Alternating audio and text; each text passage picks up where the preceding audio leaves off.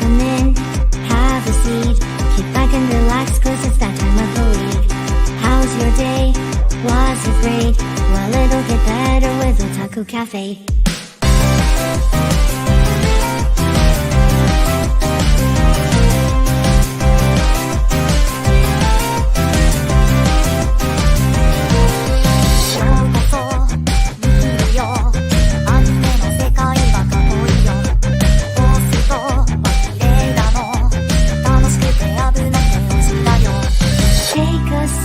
Nostalgia, let the memories bloom.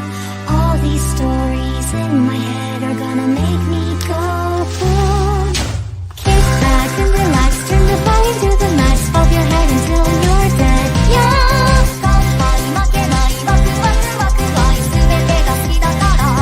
Yeah! Kick back and relax, turn the volume to the max, bob your head until you're dead. Yeah!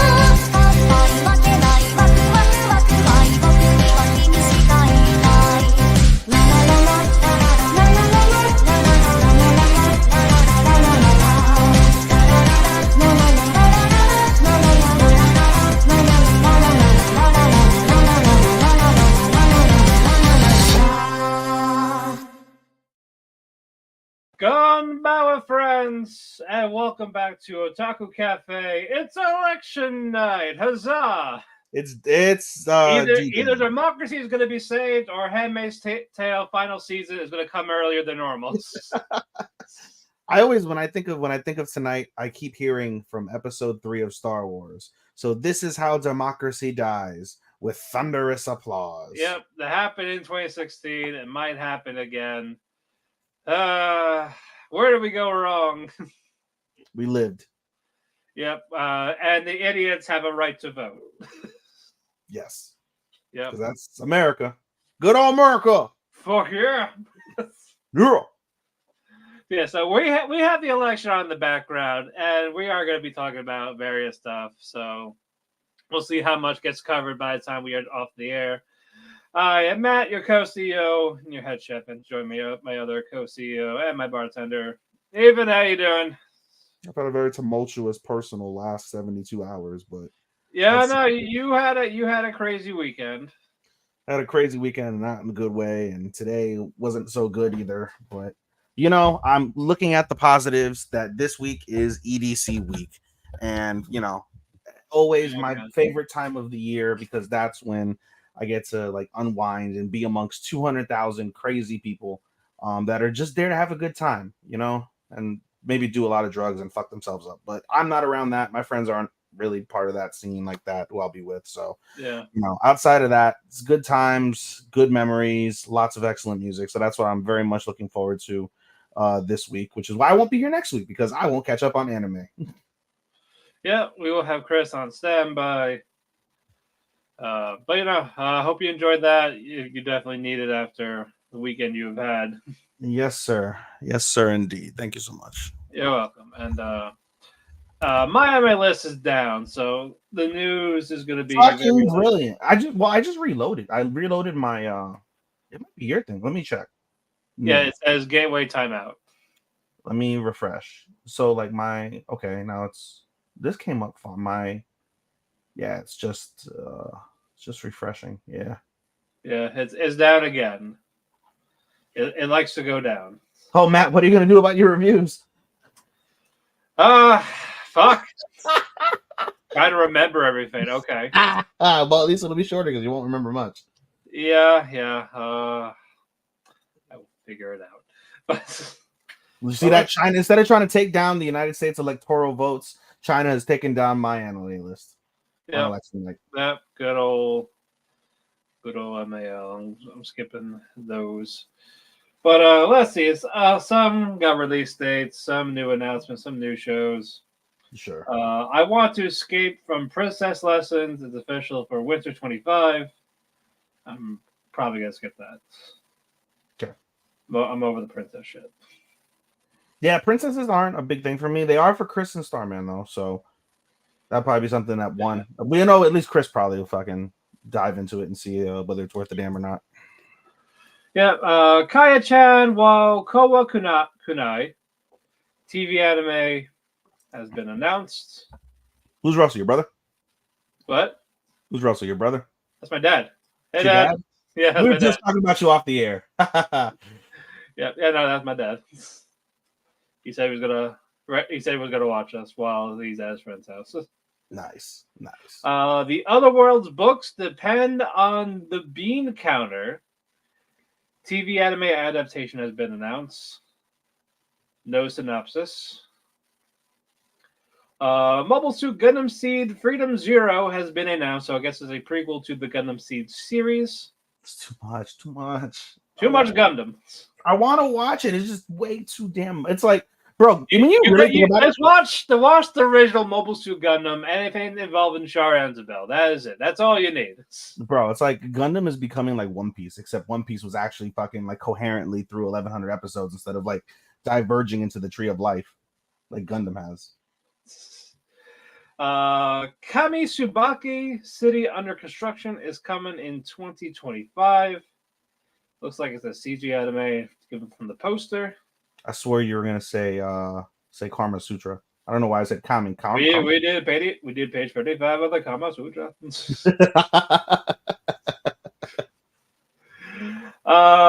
see. The Latna Saga, the Survival of 13 webtoon, is getting an anime adaptation. So it looks intriguing. I'm down for an action webtoon. Let's see. I'll give it a chance. It's not a what's it called? As long as it's not done by Adult Swim, right? Yep. Now Kama's leading Georgia. I expect Kama to win in Georgia. Honestly, I was gonna say Starbed. If she didn't win, we were gonna talk. we should bring Starman in as like a guest. Like, oh, what are you reporting in your neck of the woods? Yes. Like, how's the city? How's the streets, pal? It's madness. It's the Madness. sentence of it. It looks like episode 15 of Berserk. Oh my god. I have a crush at work coming in January 2025. Looks like it's judging by the little poster, it's a little scandalous, if you will. Ooh. Death Note video game came out. It's Among Us based.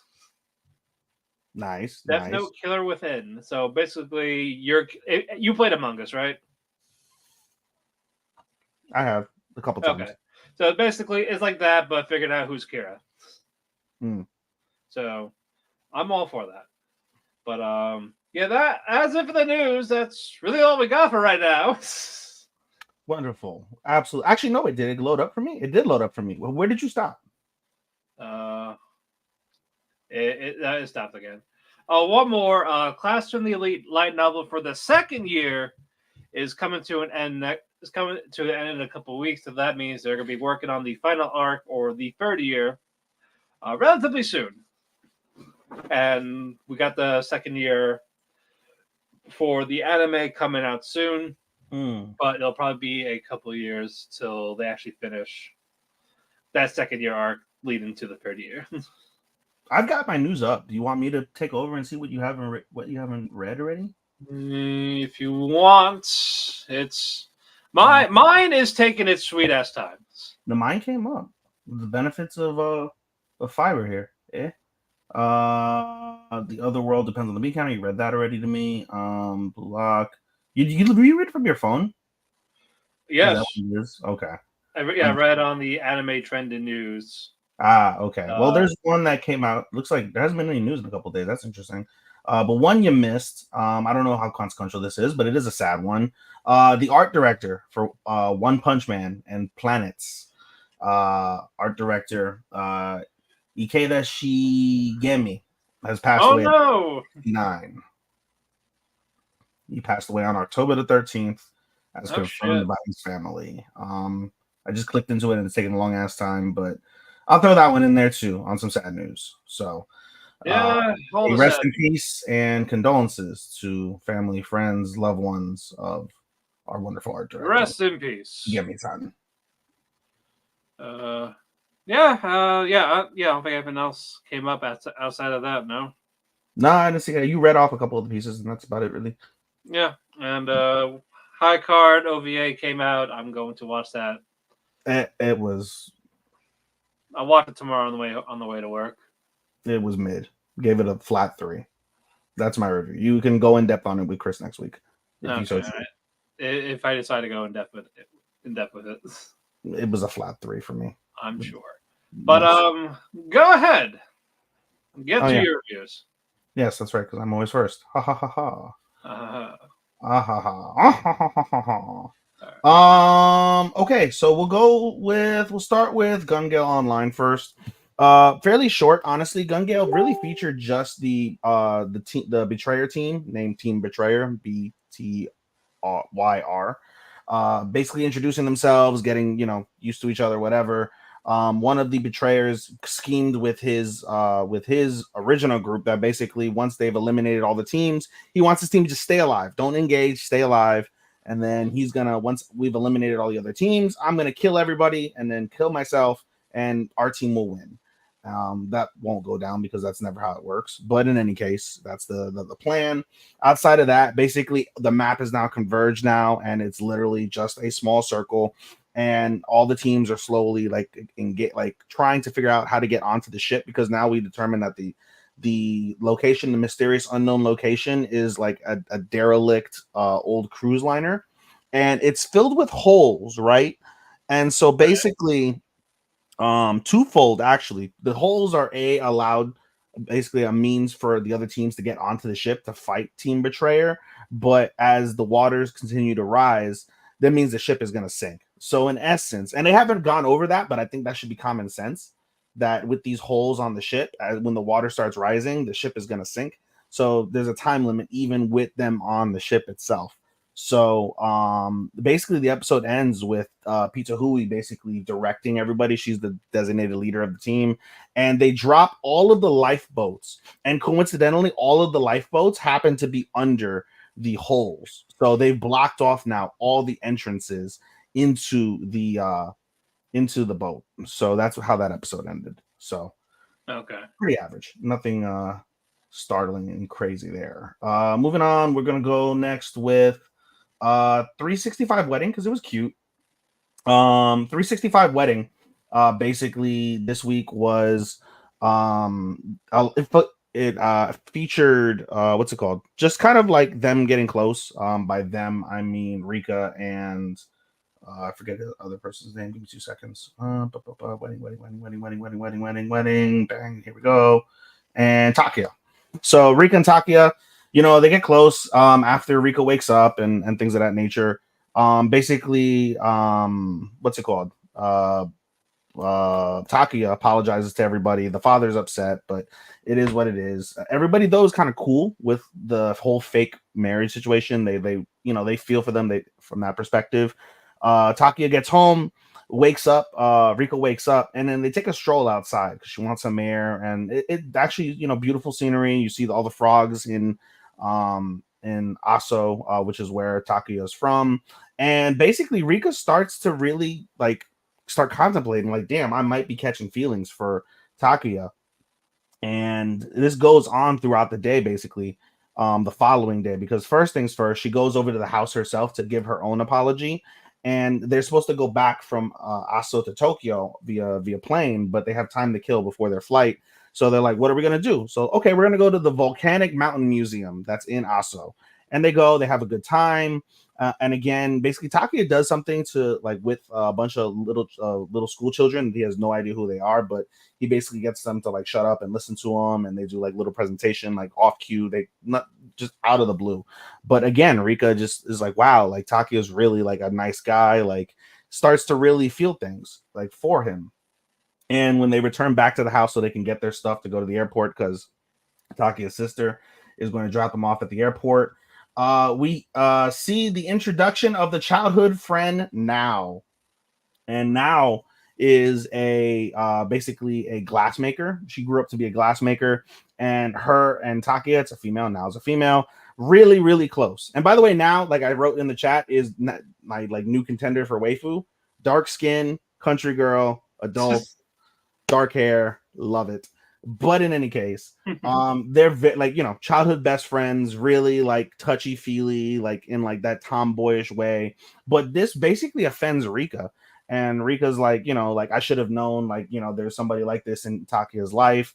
Like I should just, kind of get my feelings in check because this isn't going to be anything special. My fairy tale, basically, literally says my fairy tale ending was never going to come from this scenario.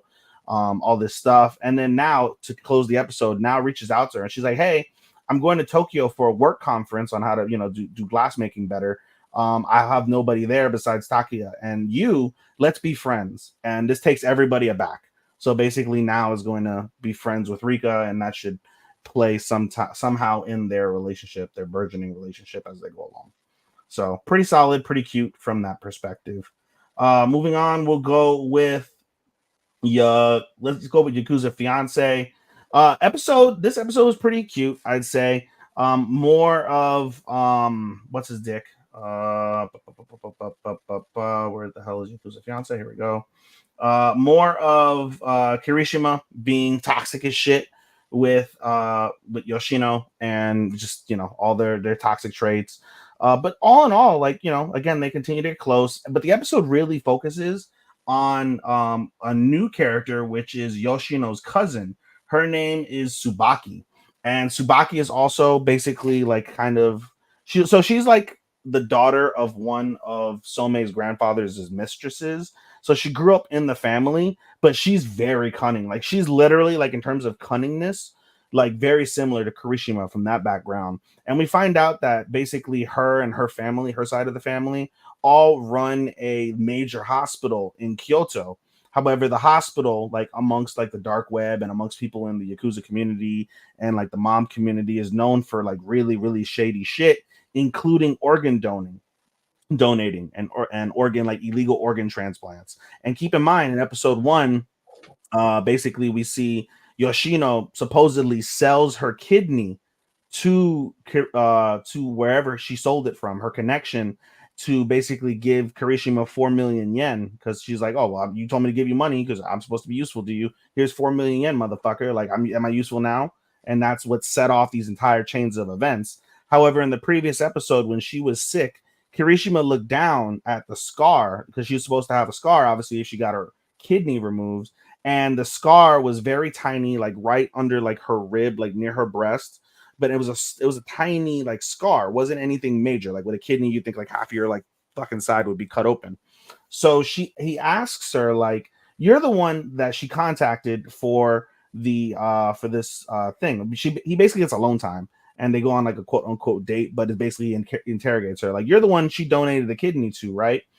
And she's like, she plausibly denies it. And she's like, "I know she didn't sell a kidney, because if she had sold a kidney, that scar would have been incredibly massive. It was really tiny. What did you do to her?" And basically she said, "I gave her 4 million yen for 1.5 liters of blood," which, again, we're not medical professionals, but that is a fuck ton of blood.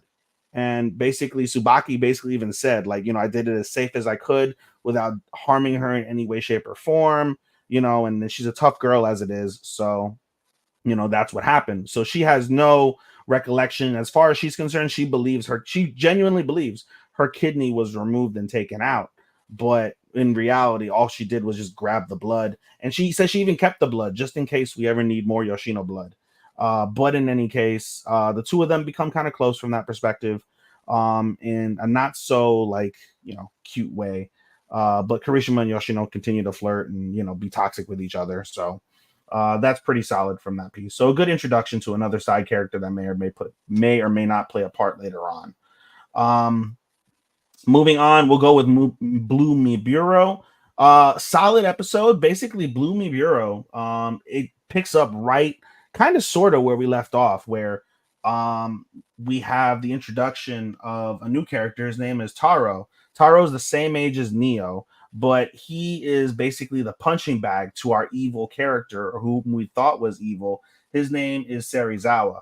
And basically Serizawa, very honest. He's like, "Yeah, I killed that motherfucker out of cold blood. I was pissed off and drunk.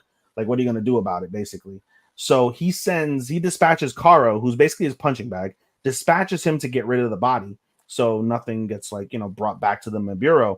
And so he does, but then he basically Neo wants to save him. He doesn't want to see the situation happen, so he chases after him with what's his face's permission, with Toshizo's permission, chases after him, and when he gets there, he sees Karo just basically stabbing the body, just stabbing the body. And Neo's like, "What the fuck are you doing, dude?" And he's like, "Well, the more holes I put in the body, the more it won't raise up when I drop him in the river." And so that's dark and fucked up. But basically, he's like, you have to. Neo kind of goes on a tangent about like respecting the dead, and Karo is not a believer in like any sort of religion. Doesn't believe in souls. He thinks it's all bullshit. He basically anything that you can't physically see or touch in front of you isn't real. And so Neo's very spiritual from that perspective and tries to get him to open his eyes. And so basically, two things happen. Neo is able to convince Taro to let him take care of the body. And B, while this happens, we see Toshizo and Okita, his senpais, go into the Miburo who was killed, go into his room and start searching for clues or anything of the sort, what might have pissed off Serizawa. And so the next morning happens, and basically instead of dropping the body in the river, he basically left the body on a bridge and like made it seem like it was a traveler. So basically pinned the murder on whoever this mysterious murderer is that they haven't been able to catch as of yet in the series, who like did the decapitation of the other person during episode 1. And then twofold, when they get back to base, they basically all confront Taro is basically drugged by Neo and Toshizo, and the three of them confront Serizawa. Serizawa is very adamant about the fact that he just did it in cold blood, but basically Neo doesn't want to believe that. He wants to like believe that there was a purpose to that, and the reason why he insinuates that is because when they went through the Miburo's like what's it called, his room, they found out that he was actually trying to sell them up the river. He was trying to look for like odd jobs so we can leave the Miburo, and he was trying to sell like classified information about the group and their powers and abilities to like neo extremists within Tokyo or within Japan, basically. And so he said, "You didn't do it out of cold blood. You did it to protect everybody." And Serizawa gets pissed off, almost kills Neo, but Neo, stands his ground in his own way. And the episode, it ends kind of cute, but before it ends, basically Serizawa goes to Toshizo and is like, "Who is that kid?" And he's like, just a normal kid that's trying to carve his own path, but I think he's the future of the Miburo. And he's now piqued the interest of Serizawa. He's like, "That kid is interesting. I'm going to keep my eye on that kid." Like, not in a crazy way, but he's now curious that he's like, that kid. And he said it too. He's like, "That kid had a lot of guts standing up to me." So that was a good thing from that perspective. And the episode ends with Taro and Neo just having a conversation. And Neo's basically trying to give him like that trust factor. Like, you don't have to be so untrusting of others. You can believe in things, believe in people, and try and uplift him in that manner, since he's just been abused basically his entire life. So that was pretty solid from that perspective on Miburo. And then the final piece, which I saved for last for a reason, is how I ended up in an all guys mixer. Matt, I wish you were watching this because you would have died laughing. And if you have time at all, this may be a good binge. Again, this is our cross-dressing anime. This week's episode basically features a lot of Asagi and Fuji. And again, just to remind you, Fuji is the apathetic character that draws yaoi hentai like doujin. And Asagi is like the stupid, like one of the three boys. Like, he's just oblivious and stupid and airheaded and bubbly. And so Fuji invites Asagi to a manga convention where she has a booth where she's selling her doujin. And we see Asagi get lost, which is funny. And so to make sure that he doesn't get lost, Fuji basically puts a dog collar on him and walks him around the fucking manga convention, which first off brings up crazy questions like, oh, there's a man being led on a leash by another man, and the man that's doing the leading is hot as fuck, not realizing that that's a woman that's cross-dressed. And so basically he's walking around with a leash and everyone's like, whoa, what the fuck is going on? And so then we get the interaction between them, and we see Asagi wanting to like buy the doujin because he wants to read the doujin that he helped her with. But Fuji basically keeps in mind what Suo and Kohaku tell her, like, yo, any straight dude that reads your manga is going to be like, creep the fuck out. You're going to scare them away because you draw gay shit, like gay fucking, because it's an R18, so there's fucking. because you draw gay fucking, you're gonna scare them away. So she doesn't want him to read the manga. So makes up some bullshit about like, oh, you haven't gone through a special training course, and she's airheaded as fuck. He's like, yes, I haven't been trained. So this leads even more to the fact that he's a dog. He's a human on a dog leash with a dog collar that is saying out loud that he hasn't been trained. So that was funny. But basically, Fuji steps away to get a copy from one of her manga friends of whatever dojin that she's reading, one of her gay dojins, a new copy of it. And while she's away, a legitimate fan of Fuji's, comes up and sees Asagi and basically mistakes Asagi for Fuji. Like, I didn't expect you to be a guy. And she's like, no, I'm not Fuji. But basically starts going on about her fandom. But she's like one of the nervous type of fans. She can't like get the words out. So like she has a conversation with Asagi. Asagi basically forces her to stay so she can tell all these feelings to Fuji. And eventually Fuji comes back and she just freaks out. She's like, I'm your fan, hands her a gift and just fucks off. She just runs away. And the gift is nice, but Fuji is actually kind of taken aback. And she's like, that's the first time that I've ever met anybody and they've told me to my face that they're my fan. Like, that means a lot. And so that was cool. And then they go out for yakiniku. They go for yakiniku and drinks after the show. We see Fuji not in drag anymore. She took off her, I think it's a wig that she wears, and she's like wearing her glasses. Like, she's really pretty. She's really cute. And basically Asagi's like kind of taken aback, and they go out, like I said, for yakiniku, and they go for drinks. And basically the next morning, Fuji isn't answering Kohaku's phone. So Suo, who's coming into work and has to pass Fuji's house, checks up on Fuji, and Asagi opens the door. And Suo's like, oh, Asagi, you spent the night again? And they're like, yeah, we had drinks, and before I knew it, I was asleep. So then Suo goes to Fuji, was like, was all you did just come home and drink?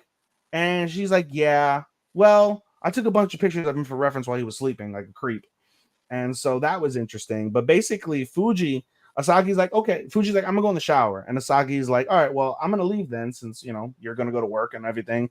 And Fuji grabs Asagi by the hand while she's getting changed. And she's like, are you doing anything today? And he's like, no, I don't have anything planned. He's like, okay, well, we're hungry, so come with us to work and we'll feed you. And we can continue hanging out. And Suo's like, oh, okay, I see what's up. And eventually they end up peer pressuring Tokiwa into coming, and they invite Hagi as well. But Hagi is he's the nervous of the three. Like, realistically, if this was a real life situation, Hagi would have been blown his chance to be with Kohaku.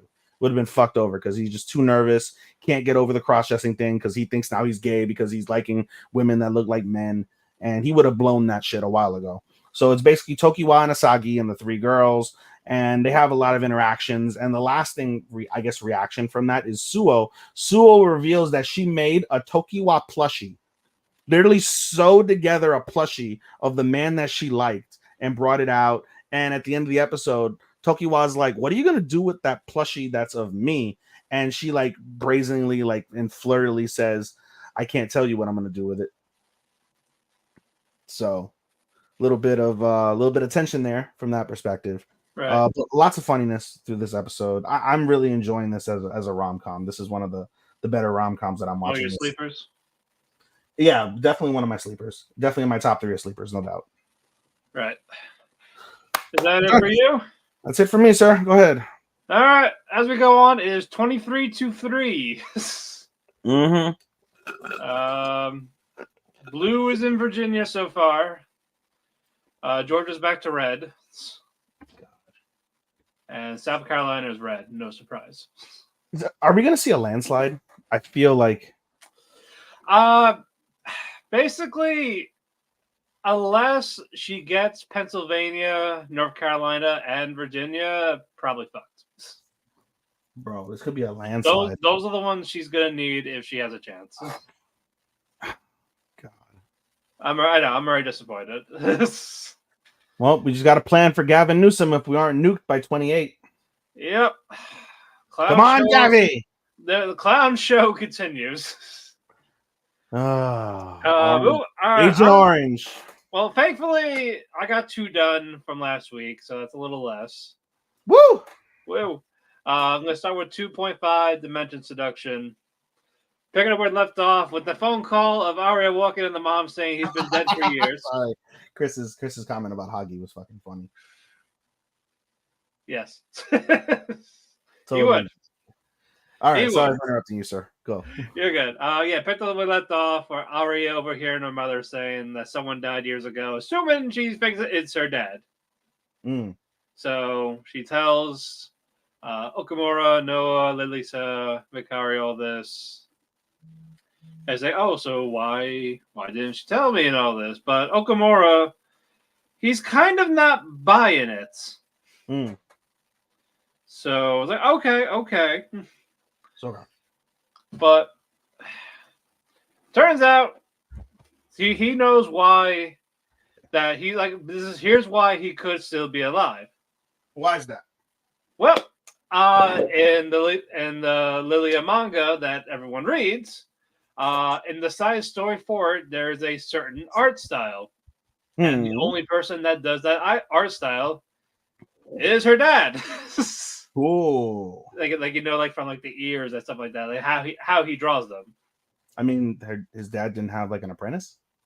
That's not. Not really, no, because what you call it? His original manga was very bad and a cheap knockoff. Even though he taught the guy that made the famous manga, or vice versa. But either way, person that works on the Lilia manga, I think it's his someone he looks up to or his apprentice. Either way, so he works for that guy now. He only worked on the side stories for this popular manga. So yeah, so before all that was revealed, Arya was like trying to like ignore it. It's like, oh, let's just work on the costumes. I'm ready. Let's go. Like, I don't want to think about it right now. Sure. But eventually she does, and turns out the mother was not talking about the father. What it was a relative of the father's side of the family owed her money, and it was the mother-in-law calling about it, basically saying, "Did that guy ever pay you back before he died?" That was it. So she heard like the wrong thing. So, and then we see Arya's father for like the second half. He's still stuck in his own ways, like drawing the manga and all that. And a coworker of his actually talks to him because he listens to music while drawing the manga. And there's a certain piece he really likes, and it's actually called Aria, which is his daughter's name. And we find out why he keeps drawing manga and all this because of that one fan letter he got 10 years ago, which is from Okamura. Like, he was the only one that liked his manga despite it being a cheap knockoff or something. So it's like, you know what? Even if everyone else does not like what I do, the fact that I had that one fan is good enough. And he never got to write him. He says, I never got to write him an actual thank you letter. I just said thanks.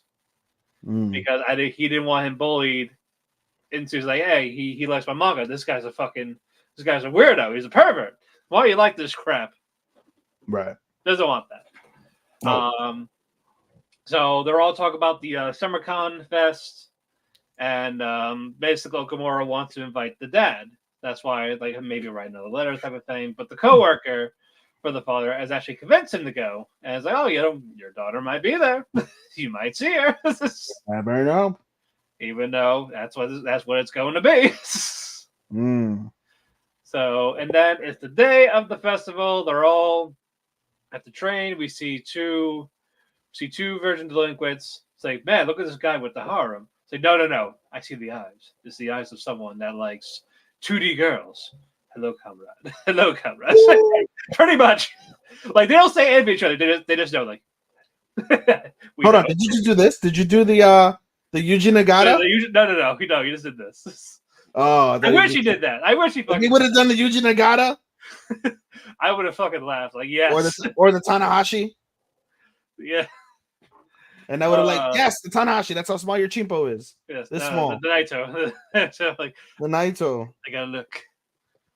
But Summer Comic Fest is underway.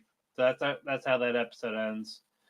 Moving on, let us go with You Are Miss Servant.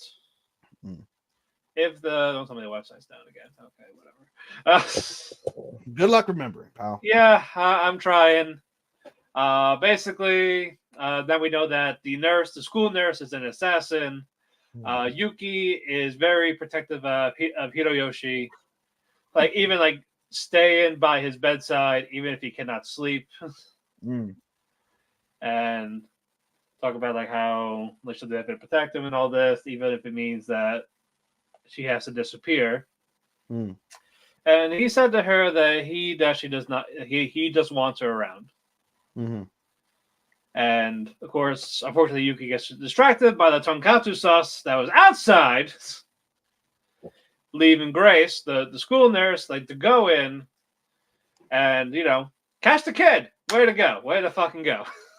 Bad nurse. Bad maid for not for keeping your guard down. But yes, also a bad nurse. What's with these nurses this season? What is with all these nurses? Hey, I guess, but nurse lives matter. Yep. She wants Yuki's head, all because she's part of this 10 dragon clan. That if she decapitates one of them, she'll get like all the money, and she wants that for her. Buy an island, have a harem of men, get fucked by these men, be served by these men. The good life. If she just kills one of them, her reputation will go up that much to get that much money. Like, well, coincidentally, you're here in this town, so it's going to be you. So takes the kid, come here at 2:00 alone. 2 a.m. in fucking school. Don't the schools have cameras? Clearly not. I guess not. Let's Google that. Let's Google. But Hideyoshi is talking to Yuki, like, yeah, I'm not. I should be scared, but I'm really not. He's being calm. He's being calm, cool, collective, and so she wants the real killer from that dangerous assassin group. She comes there, and fucking the Zerg says, "Oh, I have snipers around, so if you come near me, if I push the button, they're gonna shoot the arms, the legs. You cannot stop me." And of course, fucking Yuki stops her. To answer your question, it says mostly at security gates, but there are more prevalence in cameras due to an unfortunate knife event of the last several years at an elementary school. And this is a high school, so don't want to watch them fucking, or do we? So the nurse from Losing Heroines does. She wants the home video. She has copies. That's why I said her hard drive needs to be checked. She's the reason why Sony and Panasonic camcorders still exist. Yep. But no, they weren't really snipers. Yuki does quick work of this nurse. And she might kill her, but no. And it's not even like, oh, Hideyoshi cried out like, hey, don't do it. No, none of that. Just I'm not gonna kill you. I'm not really gonna be that. So tough titties, you're alive. Be gone. Go away. Away with you. And she's about basically, if I did kill her, I would have to leave town, and I don't want to leave Hideyoshi behind. He said he didn't want me gone, and I got by cracky. I ain't doing that to him. So, all's well as well. Happy ending in that aspect. Sure. Okay, moving on. Blue Lock! Thankfully, there was really no game, so the animation was not an issue this time around. Thankfully. Thankful fuckingly. Shaking my head, sir. Well, the major game starts next week, so So Well, you're not dropping it, so it's not like it matters. But I'm not dropping it. No. I'm committed to keeping it. So, well, the good thing you don't have to count it for this this awards. no, I do. I thought it's 24. No, it's 14. Ah, okay. So it does count. Yeah. Oh, not good. Yeah. Not good so far, sir. As of right now, it's just gonna be in the mentions by default. Unless this fucking game wows me, that's where it's staying. Animations. Yeah, all because of the animation. Everything else is fine. It's just that. But coping again, as I said to Chris, we're coping. We are. That's why we are still watching because we are coping. But Jim Pachi Ego, he says, okay, got the game set, so I have my team of 10 that I'm going to have for the field. Like, these are the people I'm going to have against the U20. So, of course, obviously, our top 6. And then Chigiri, Gagamaru, what's that? Aryu. We got the other one. And the last one is, of course, Isagi. So, I have my team. In 2 weeks, we are going to go against U20, and this is the last thing for the Blue Lock thing. So if you lose, again, your soccer career is done. The Blue Lock training, the Blue Lock program is over. So you better fucking win or else. So it's just making it learn on focus, flow, find something that makes you that best striker, because that is mostly the things going on. And the only one that is really, really excited is fucking, hold on, Rinatoshi, because he finally gets to go against his brother. And I don't know what he did to him to make him this way, but he really, really wants to hurt this man. He really wants to hurt his own brothers. Did he steal his girl? Did he like kill his parents? What do we do? I don't know. I think you just made him go, hey, you should just quit everything. Quit life. Maybe you should kill yourself. Right? Have you thought about that? Because you're trying to be in my shadow. He didn't want to be friends with me. No, he just want. I guess he just wanted his brother's approval, and he ain't gonna get it. That's why you get a batter bitch. You get a batter bitch. Yeah, that's right. My cat agreed. He just meowed. Exactly. Good job, Kitty.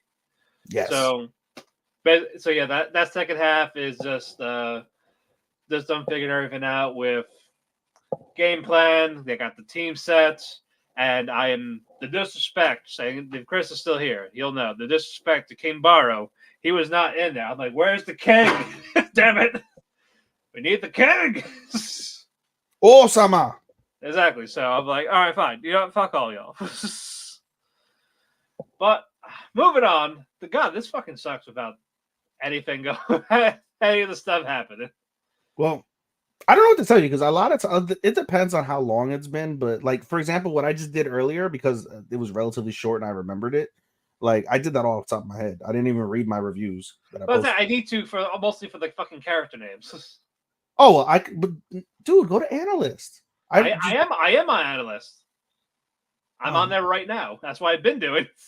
Yeah, it's different for you because you don't actually use Analyst to track your stuff. Yeah, so I can't really navigate to what's where. Yeah, I get that. But Sasaki gets paid. Finally payday. And of course, you know what you do with the payday? You spend it on bills like a normal, rational adult. Yeah, you think that. The But the girl prison below? The girl employee Nishimori says, hey, you should go shopping with me to get some fishing supplies. So basically have him get like a little like a starter kit, like your own fishing rod and stuff like this. And he spends 70,000 yen. Mind you, this is his first paycheck. And he ran out unable to pay Takaki. So he's kind of pissed. Like, hey, 700,000 yen, you said? Yeah. Sorry, 70,000. Oh, 70,000 yen. That's like It's $500, maybe. Right, but he's supposed to pay the guy who basically paid off his debt. Yes. So it's like, dude, the fuck? It's like, I'm Yeah. sorry, the girl made me do this. Oh, do you like her? No, he probably does. It's like, all right. How in debt is he? Have they given a fine figure? No, but the guy was kind enough to pay it off, so I don't know. So it could have been like, almost 1,000,000 yen. I don't know. That's not that in debt. But for a college kid, yeah, whatever, something that he can't really pay. I mean, 1,000,000 yen we just established last week was 6,600 yen. So, or 6,600 yen, $6,600. That's like half of tuition for a college kid in America. So, and he runs that up in the first semester alone. It could be more, but we don't know because it's paid off. That's the problem. Chris says you can slop with the rest of the donkeys. Yep. He's talking about Kinbaro. So fuck you, Chris. So, but during the fishing store, he saw like this special like reeling type of thing. It's like also another 70,000 yen. He contemplates on buying it, but he does not. But Taka said, "Hey, if you do that again, I'm going to take your paycheck every fucking week so you don't spend it." So you know what? Like, okay. So they do like some regular type of fishing, like nothing special, nothing fancy.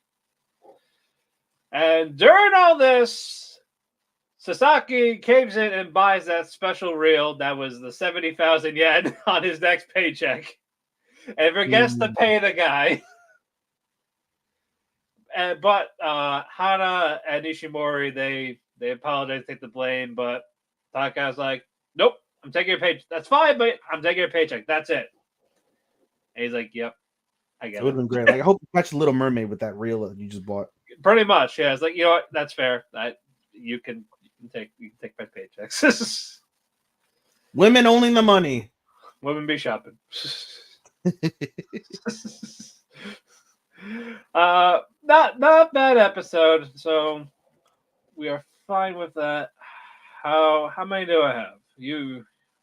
Let me see. You talked. I got God app. Let's do God app. Yeah, you've done Angler, Servants, Lock. Did you Shangri-La? I did not yet. That will be next after God app. Yeah, you got that. Elementary and Dun. Okay, so I'm probably gonna end with the elementary, but ooh, okay. Basically, Peter we left off.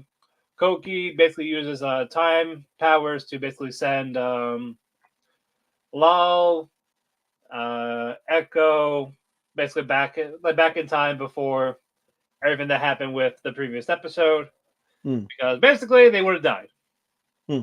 So, good. It's good for our boy Soka, but in any event, basically they go to Rio to basically come up with a plan to defeat that person from the future, because it turns out that Rio actually died in that timeline. Oof. Yeah, so no good. I think she's kind of essential because her brother, because her brother and Goro were like the main people from the first season. So, so like they're trying to keep the peace. And I know she wants to eventually become God, maybe to get her brother back, because he died in season 1. Sure. But Koki is like trying to come up with a plan with Echo, Lal, Io. And it's like, I'm probably going to die during all this, but whatever helps with what we got to do, so be it. And then the other two semi-permanents, I forget their names. Their battle's next. Basically, she says, so do you want to fight anymore? It's like, no. Like, well, I'm going to have to fucking kill you, because you're a dead weight to us. But she uses that fight to basically kind of like snap him out of it. It's like, hey, like, we actually need you. We all of us together. We got to figure out, why can't we remember this one person? Why can't we why aren't we aging like the whole semi-permanent thing? Is there a way to reverse that? Like they need to know all of these things. Like we have to do all of this together. So he caves in. He agrees. So yeah, basically this whole episode was basically a planning to defeat this one man. His name is not popping up, so I really cannot tell you that. So motherfucker. All right, moving on. Shangri-La. Picked up where we left off with Pencilgun suggesting this clan alliance with Sunraku, Momo, Animalia, the professor, and Momo agrees. Like, okay, that's fine. So we all have the same objective. We all have something. We all have a common goal to go against these unique beasts. Fine, no problem. Everyone leaves except for Kei, Sonraku, Pencilgun, and Pencilgun just talks about like I did that because all in all, we do have the advantage with everything. Like we have info on the unique bosses, we have info on the rabbit village, we have all of this. So that's why we should have it work to our advantage. Sure. So yeah, why wouldn't you? Why not? So, it's like okay, so that's all like planned. Whatever we gotta do, do it. So Sunraku is going to level up a little bit, learn some new skills. So he goes against to fight the Crystal Scorpions. He has a strategy he wants to try, and it was working until his jump kind of made him fall down. It's like, wait, did the fucking developers nerf me? Son of a bitch. So because of that, he died. He died. So he had to respawn. Like, motherfuckers. So he's trying to figure out, okay, what's my next course of action to do this? So he respawns back in the game the next day. He sees Emil. He's like, hey, did you talk to your brother about these people getting access to the village? He's like, he's thinking about it right now. So he said, give him some time. He'll think it over. Okay, like, you know what? That's fair. I get it. So Sunraku does actually does. Sunraku gets Emil a new spell book, even though she was kind of like guilt tripping, like he'll buy me all the carrots and then the spell book. Like, hey, so I'm adding some, but he actually bought her the spell books. Like, okay, nice, because if they're gonna fight all these dangerous, powerful monsters, they all gotta get an upgrade. So he's training a bit. He gets another level up because it's been a while since he leveled up because he's level 74. He's 75 now. Learns the new skills. He learns a double jump, which is actually what he's going to use against those Crystal Scorpions. It works this time around. Basically, they all like try to come together, and if he jumps out of the way, they crash each other, and they all take fall damage. And with the Crystal Scorpions, you get a shit ton of material. Any powerful stuff. So he brings them to Belek, who is the crass bunny, and she says, like, "Hey, do you have a legacy weapon?" And there was like something you get from when you beat a boss in the game. Like, yeah, I got one. I think I could take it apart, but I could actually make you one. I can make you your own legacy weapon. I don't want it. No, he wants it. It's like, oh, you could do that? Oh, shit, yes. Like, fuck, I didn't know you could do that. Please, now. Yeah.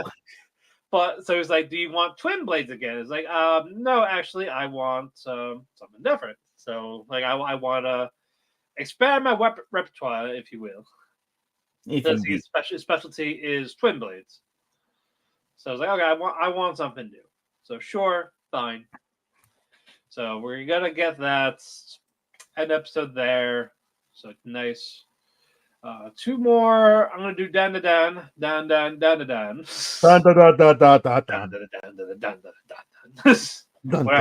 the song goes. Oh no, Ohio's slowly turning blue. 70,000. I mean, if they get Ohio, that would be a big thing. That's 17. They're just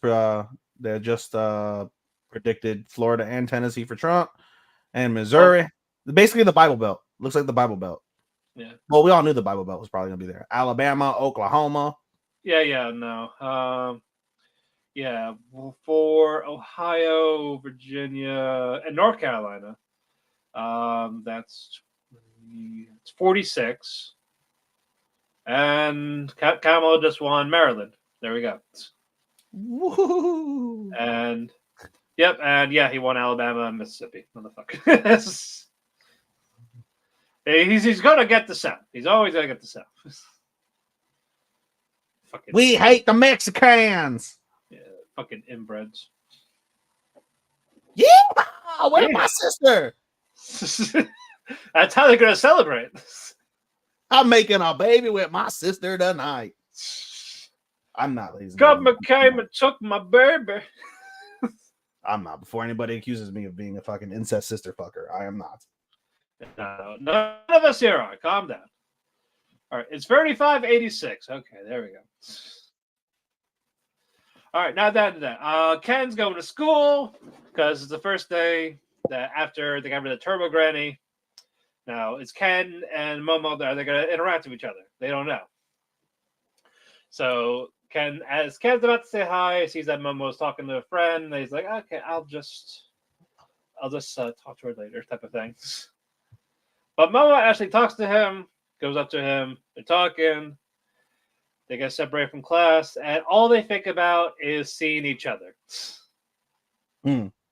Like, I just want to talk to her. It's like, I just want to talk to him. Like, I want to talk about aliens. I want to talk about ghosts. So they're going to try to go talk, interact on lunch break. Ken goes to the cafeteria. Momo goes to the school store. Not there. They go the other things. Not there. And they're on the opposite side of the outside hallway. They don't see each other quite yet, so they eventually do. And when they do, as they bump into each other, accidental kiss, of course. Of course. And fucking Momo's friend sees this. And this leads to Momo and Ken having an argument. And it's like, fine, don't talk to me again. Like, fine. Good. Yeah, that. And of course, Ken goes to the bathroom and something's missing. We don't know what yet, but something is missing. His dick again. No, not his dick. His dick is there. He's got the dick. But he goes to Momo's classroom trying to talk to her, and Momo just gives him the cold shoulder. Just gives him the cold shoulder in front of everybody. Like, hey, you said you didn't want to talk to me, so how about you go fuck yourself? Fine. I'm like, don't be mean to Ken. Fuck you. Disrespectful shit. little fucker. Yeah, and then even the classmates were to Mo like, you were kind of harsh. If you're just a friend, what's the problem? Like, why you gotta be like that? So Momo starts to feel bad. She goes to find him. But of course, there's a girl clutching on to Ken. This pink-haired woman. Momo sees this and kind of goes, huh? Nani? But Aria, that's the girl's name, lets go of him, just starts walking with friends, and she says, man, it's fun to tease nerds like this. Just think you're interested in them, and even though you're really not. Like, that's probably the most action he's ever gotten in his lifetime. So Momo heard all of this. She sounds like a girl that would vote for Trump. Yep. So Momo used a psychic power to make something drop on her head. Don't you wish you had that power? I did. I really did. I really fucking did. If only. If only. But in anywho, so Momo starts talking to Ken. Very, very nice. They're being nice this time. She's being nice to him. Like, oh, why are you doing this? And he finally talks about how I really need to talk to you. And his balls are gone. He didn't get his balls back. So he's got a dick but no balls. Yes. Then there's no point in having a dick. Wait, so did he have no dick but he had balls? No, they were both gone. So now he's only got a penis, but he's got no balls. Yes. And he doesn't look like this. No, but so fucking at Mama's house, Mama was rolled on the floor laughing her ass off. Bro. While Grandma's like, this is why I said, let me see your dick. You know what's crazy is that, like, if a guy has no balls, it's funny. But if you rip a woman's uterus out, oh, you have no uterus, they'd be grateful. Yeah. They just don't want the periods. I get it. I can't imagine. Yep. Imagine if men had parents just bleed out your dick. Yeah, no, I'd be cutting that off. It's over. Suck it over. What's wrong? Come here. Come here, boy. Keep me on. What's wrong? Oi, bacallado. So Mama's laughing. Grandma's like, nope. Because Turbo Granny is still in you, like a little bit, like lingering, like the spirit of her is still in you, kind of. Because she wants him in her. Yep. So Momo used her second power to rip her out. And like, where to go? It's in this cat statue thing. So now this cat statue comes to life, and that's Turbo Granny and this cat thing. They're trying to chase it around. It gets caught. And it's like, I'm all powerful. Like, if you want your balls back, you got to kill these certain spirits for me. You got to do this. I call the shots. I have the powers. And turns out Ken still has the powers. She doesn't. So she's just a spirit in a cat's body in this statue of this cat statue. So does he have his balls, though? No. So it didn't work. Yep. So she's like, oh, if you do this for me, I'll get your balls back. And then this turns out like, all right, fine. They're like, how about this? We'll give you that. We'll give you the powers back. Just give him his balls. And all of a sudden, Turbo Granny goes, oh, I don't have them. Like, what do you mean? They were supposed to be in your purse. It's like, what do you mean? You don't have them. So that was the cliffhanger there. And finally, elementary wife. God, that sounds awful to say. Or to Suma. We picked up where I left off with the fucking Marika's mother slamming her against the walls.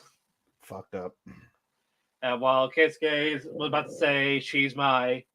Before he said that, of course, Keisuke's daughter Mai comes in and said, hey, don't say that. That's gonna be very creepy if you do. It's like, okay.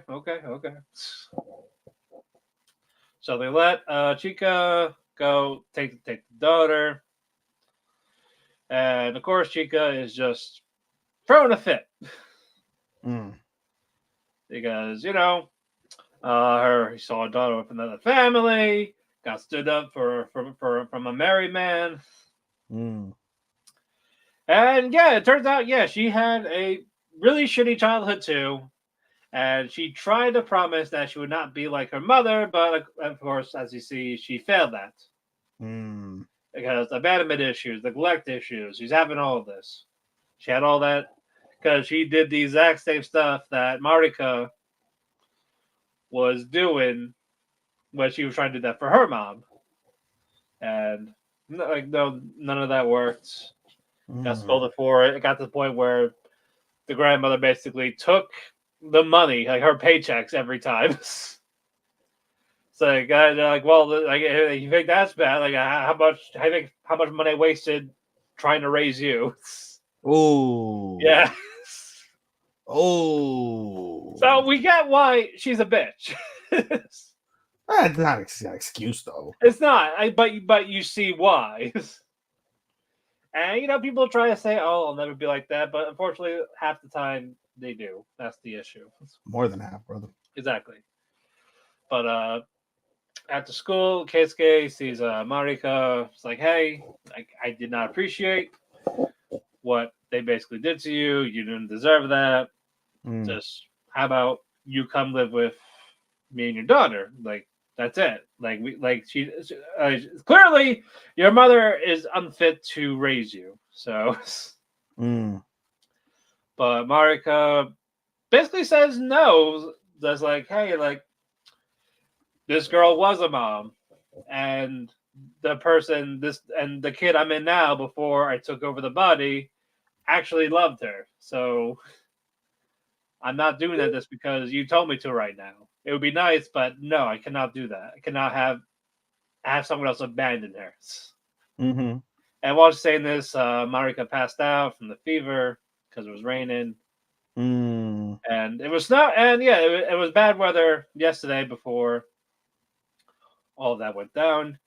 Mm-hmm. So she passes out. And Chica, the mother, actually sees it. She actually gets concerned. Oh, now you give a shit, Yeah. bitch. Yeah. Basically, she had a heart-to-heart talk with No, she got concerned because if this daughter dies and they look into what the fuck happened, they're gonna realize, oh, you probably assisted in killing this little girl, you piece of shit. Well, no, that's again like she had because basically her coworker gave her that little talk. I'm like, hey, be a fucking mom. Ordeal. Mirika's better. Like she's resting. Keisuke, Chica, they're kind of civil right now. But as Marika gets better, Keisuke says, hey, next week I'm going to come by and we're going to tell her the truth. Because, that always works. What would happen? Like, they, all these anime do that where, like, we should tell them the truth, or they do or they don't, right? And it's like, what, like, if she says the truth, like, whatever divine power happened, would it not, like, in theory, you would think it would just, like, disappear. Right. But Holy shit, did you see Lucero? Or no, it's Lucero. What'd she say? She's like, I almost laughed in my sister's face, and she said she wants Trump to win because he holds more Christian values than Kamala. Oh my god! You sure? You sure? She got beat by your dad once too many times. Clearly. Wow. Send. Yo. No. No. Why? Horrible. Anywho, I'm gonna finish this real quick. Keisuke and Mai, they tell the mother, and the mother is like, all right, where's the prank? Am I being pranked? Like, no. You can't just come in here and say that. Like, my daughter's your wife. She has all your memories. What? She said my oldest, not my youngest. Oh, okay. Oh, well. I was being very darkly, not word, by the way, darkly playful. LOL. Everything is better when you write LOL after something really fucked up, guys. Always remember that. Kind of, yeah. Yep. Still 35.95. I have 90.27. Yeah, because what you call it? Oklahoma is the Trump, Connecticut. Oh, sorry, Maryland. Woo! Trump's kicking her ass in Georgia now. Yep. Yeah, that's over. Texas was blue for a bit. Texas was. But she looks like she's winning Michigan, Ohio, Pennsylvania, and New Hampshire, and Jersey. So that's 14, 4, 19. That's not making 90, brother. I say it's close. For now. If she gets Cali, that's good. I mean, bro, if she doesn't get Cali, then she should just fucking retire and never be in the. No. Yeah, if she gets Cali, good chance. If not, then fucked. Bro, Cali is as blue as blues music. Yeah, and New York. Yeah, Cali and New York is almost 80. I always chuckle, right, when they show like all of the red in New York. I was on Twitter, right, and they're like, "Oh, don't." It was like one of the Republican things. They were like, "Don't let anybody fool you that that New York is only a blue state." And then on one of the comments, they were like, "I didn't realize trees in the forest can vote too." Yeah, no. Long Island is very red. If it was its own state, it'd be a red state. Yeah. Absolutely. You know what's wild? My Rick Scott's gonna win the thing. That's great. Okay, not really. Anyway, my uncle, right? He voted for Trump. And he's like, I hate both. He's like, I hate both, but he was like, Trump gave us more definition on policies. And my cousin and I, we tag team them because we're blue as fuck. And we're like, what policies has he actually said? Give us an example. We got nothing. But we had this conversation literally 2 days after the Puerto Rico is an island full of garbage, like Right. comment that Tony Hinchcliffe made. And he's like, had I heard that, I would have like not voted at all for either of them. I'm like, well, too late now, but you know, but he lives in Long Island, so his one vote would have not given a fuck or a difference in that instance, you know. And it's like it's always the thing about elections, right? It's like fucking one vote doesn't matter in the grand scheme of however many millions of votes, but like you know, collectively, that's where like you make a tiny dent. Really, the only thing you're making a dent in, truly, at the end of the day, is the popular vote, which doesn't get you the presidency anyway. So no, that does not anymore. Yeah, I'm sorry I interrupted you. I know. Yeah, basically, no, I was doing the numbers while you were talking. Okay. With the stuff that's blue leading now, that would give her 97. That's blue at this second. Yes, so Kansas, Michigan, Illinois, Ohio, North Carolina, Virginia, Pennsylvania, New Jersey, and New Hampshire. That would add her to 9. That would give her an extra 97. Pennsylvania really, truly, at the end of the day, really is that fucking. It's that one of the biggest swing states. Ohio's a big one too, but Pennsylvania is one of the absolute biggest ones. And like literally, you're literally hoping at the end of the day, because she's dominating in Pittsburgh, right? She's dominating in the major metropolis, so Pittsburgh, and she's obviously going to win Philadelphia. The question is how much. Yeah, right now she's winning by 230,000. They were saying, right? I saw something interesting. It was somebody posting from Fox. Like, I don't know why. I guess because I follow so many UFC fighters and they're all like Trumpies. Yeah. But like on Twitter, somebody actually posted someone from Fox and they were saying that when Trump won Philly in 2016, he had 500,000, I think, or it was Hillary that won. I think it was Trump. Trump won Philly in 2016, got 500,000 votes. Biden won Philly in 2020 and had 600,000 votes. Yeah. They were anticipating that Kamala needs at least 700,000 votes to get a comfortable margin enough to outrank the rest of the populace of Pennsylvania that will vote for Trump for her to potentially win. So she needs 100,000 more votes in that city to have a chance to really win Pennsylvania, which I thought was actually fair analysis from that perspective. Right. So. But like I said, with a lot of blue right now, the only two leading red is Georgia and Texas. It's not bad. Still, like it'll be better. Like we'll see a bigger number in like an hour. But basically, Chica is like slowly believing this, but she gives Marika the option of what do you want? What do you want to do? I want to be back alive so I can come and be with you and my wife or my daughter rather. But no, she wants to live with her mom. And like basically she needs me right now, so I'm actually want to be there for her right now. So I'm pretty sure they'll have visitation. So that, like, you know what, that's probably the fair thing to do, despite how she is. But just hopefully her attitude changes during that. I think the bigger story, like, because out of all the shows that you watch, honestly, Elementary Wife is probably the one that I would consider picking up as a binge, realistically. And it's like, just based off of the descriptions that you've given me, at least for this one, I feel the overarching story, is how, like, you know, how to get over, how to grieve loss properly and be able to, like, you know, still have a connection to your deceased wife through this child. I think the bigger story now, I think you would like it. No, I have a feeling I would like it too. That's why I said I might pick this up as a binge at the end of the season if I have time. But I think the overarching story let me phrase that. The principal story that we're going to go in is how does her existence as being clearly a wonderful human being prior to and now in the second chance at life, how does her influence, how does she effectively change her mother and overarchingly perhaps even the grandmother, because grandmother's still alive, right? So how does she change such a I think that grandmother's dead. I think that okay. Yeah. Okay. No, I believe she's gone. It's just more of trying to help out her mother with essentially her attitude. Yeah. Which is interesting, especially what I went through this weekend. When you think about it from that perspective, it's quite interesting the weight of children, especially children that are like more advanced due to, in this instance, a whole reincarnation or in actual reality sake, because they've grown up in such a like mature environment through no fault of their own, the child's own, how they react to those things. And so that's very poignant in that perspective as well, I think. Agreed. All right, we got 9 together.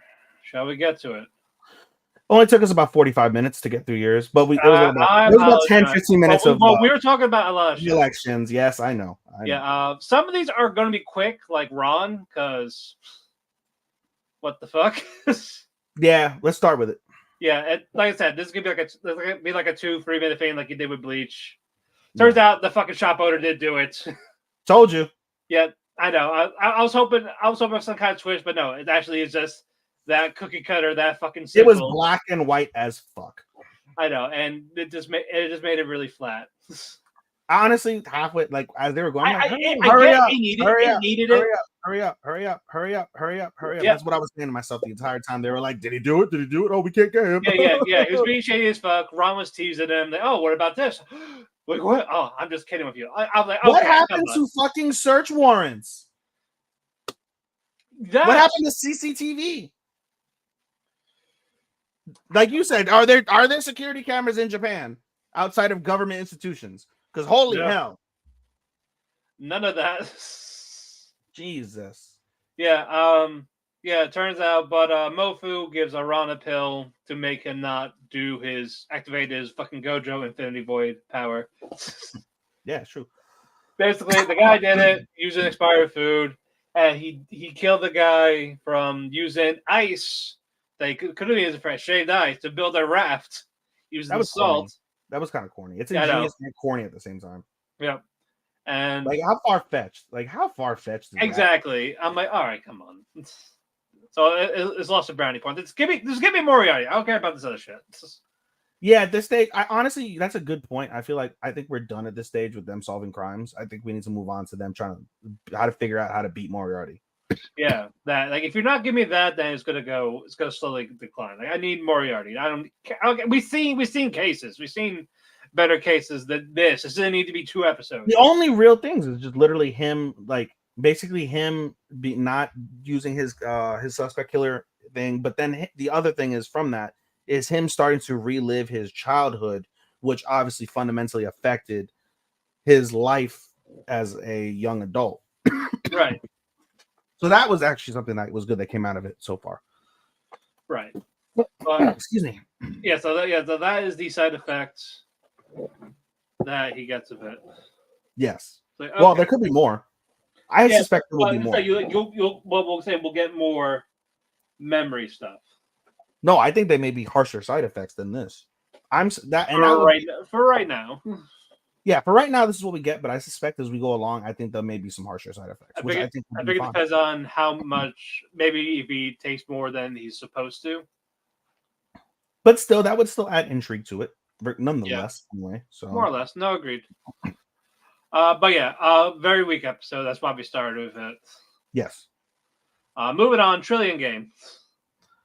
Great. I love Kazuki.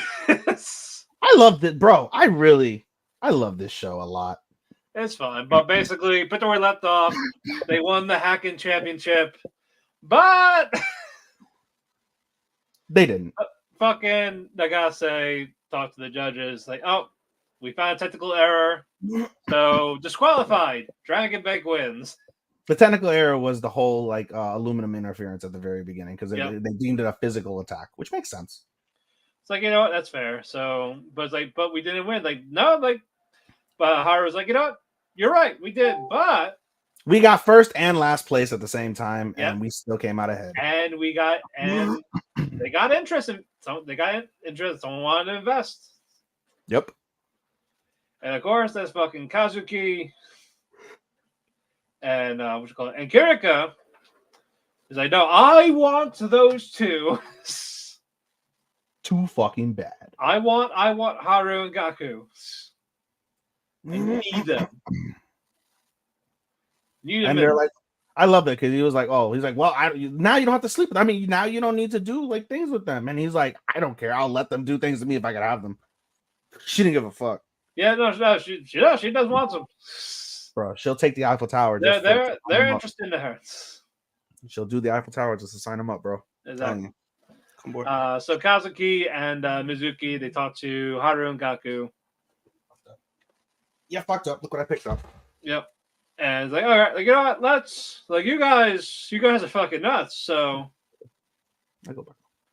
let's talk shop. So basically talk about the investment and what he's going to get. First, like, you know, they're at a lounge. He can have whatever he wants. Haru gets this expensive drink. Because I would have loved to know what the bill was. They didn't say it.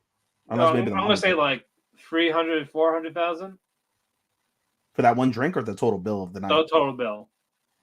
300 to 400,000 yen. I think that drink. I think that was like 50,000. Holy shit! But it was like the day like 20 or 40,000. We'll say. But he talks about how, hey, I will give you 30 million yen with what was it? 15%. No, he started at 20%. Was it 20? No, I think it was like 30%. He started at 30 million for 30. 30 for 30. Yep. But we kind of want more of our company. That's where they said the 50%. Like, well, here's the thing. I'll do that, but you gotta do one thing for me. What's that, Matt? Seduce any of these women at this bar. And Gaku is a bitch. And yeah, because the fucking Haru was like, oh yeah, I'm a virgin. Wow, that's shocking. He's like, no, he's not. Like, he's fucking. Oh, Ohio's right again. And Trump, I guess, won something else because now he's at 99. I think he's gonna win North Dakota. What the fuck is in North Dakota besides tornadoes and corn? That's why they said yes. It's tornadoes and corn and like I know unexplored fields. Exactly. But you know, Haru actually seduced someone. Takes him to the bedroom, but all he could think of is Kirika. While having sex. What? Briefly, he doesn't think of her really.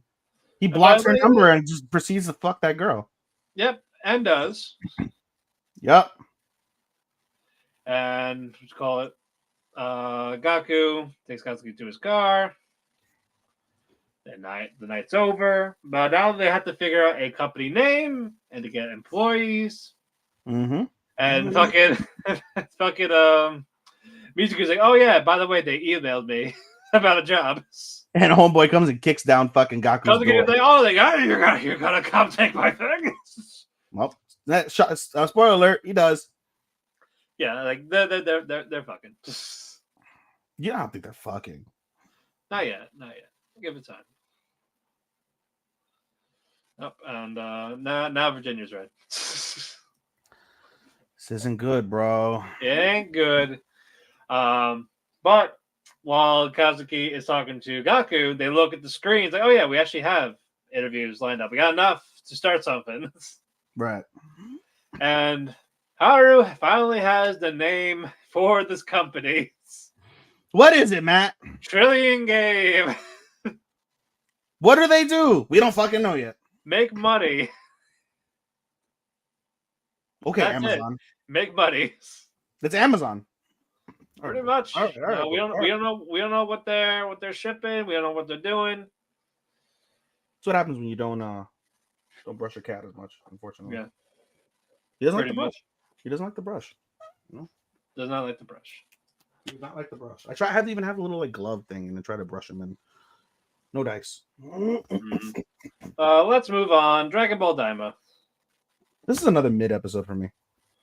Yeah, I'm not like everyone's like, oh, Daima, Dragon Ball. Like, no. I did not expect this to be like an all the time or anything like that. It's just fun Dragon Ball. That's it. It is. It's literally just it's on the nostalgia kick, just like Ranma and Dan. Yeah, in its own way. But, what you call it? Piccolo off. Their ship is destroyed. No, stolen. Oh, sorry, stolen. Probably will end up destroyed by the time it's all said and done, but it's stolen for now. Yep. I really don't remember. I don't remember this. You know, oh, he won Arkansas. That's what he did. They predict he's going to win Arkansas. Arkansas. Oh, who cares? What do they do? You know what's wild is that we can't have Puerto Rico as a state, but we got these fucking backwood fucking sister fucking states as in our country as states. Yeah. God dang it. Anyway, all right, you don't remember what happened in Diamond. So basically, so they have to walk since they have no ship, and as they're walking, they what's it called? Get attacked twice, one by some flying thing that comes out of the abyss that Glorio defeats, and the second thing Goku easily defeats it. It's like some type of troll fucker trying to ambush them, and he easily defeats them. And they end up in like this mom and pop shop where they eat. Goku's hungry, so so he eats. Of course he is. Yeah, of course he's hungry. So he eats a bunch and he drinks some sour shit or bitter shit, whatever it is. And then they end up in this world, in the third demon realm. Instead of like sensu beans and things like that, they use bugs, but these bugs have the same or similar properties. So he gets one for stamina. He gets a couple bugs for stamina, a couple bugs for some other shit. And one of the bugs is a fusion bug, where if you and the person eat the bug and do whatever, you can fuse. So now we know for sure we're going to see fusion. So that's cool. And then Glorio asks, they have a ship that he can buy or borrow.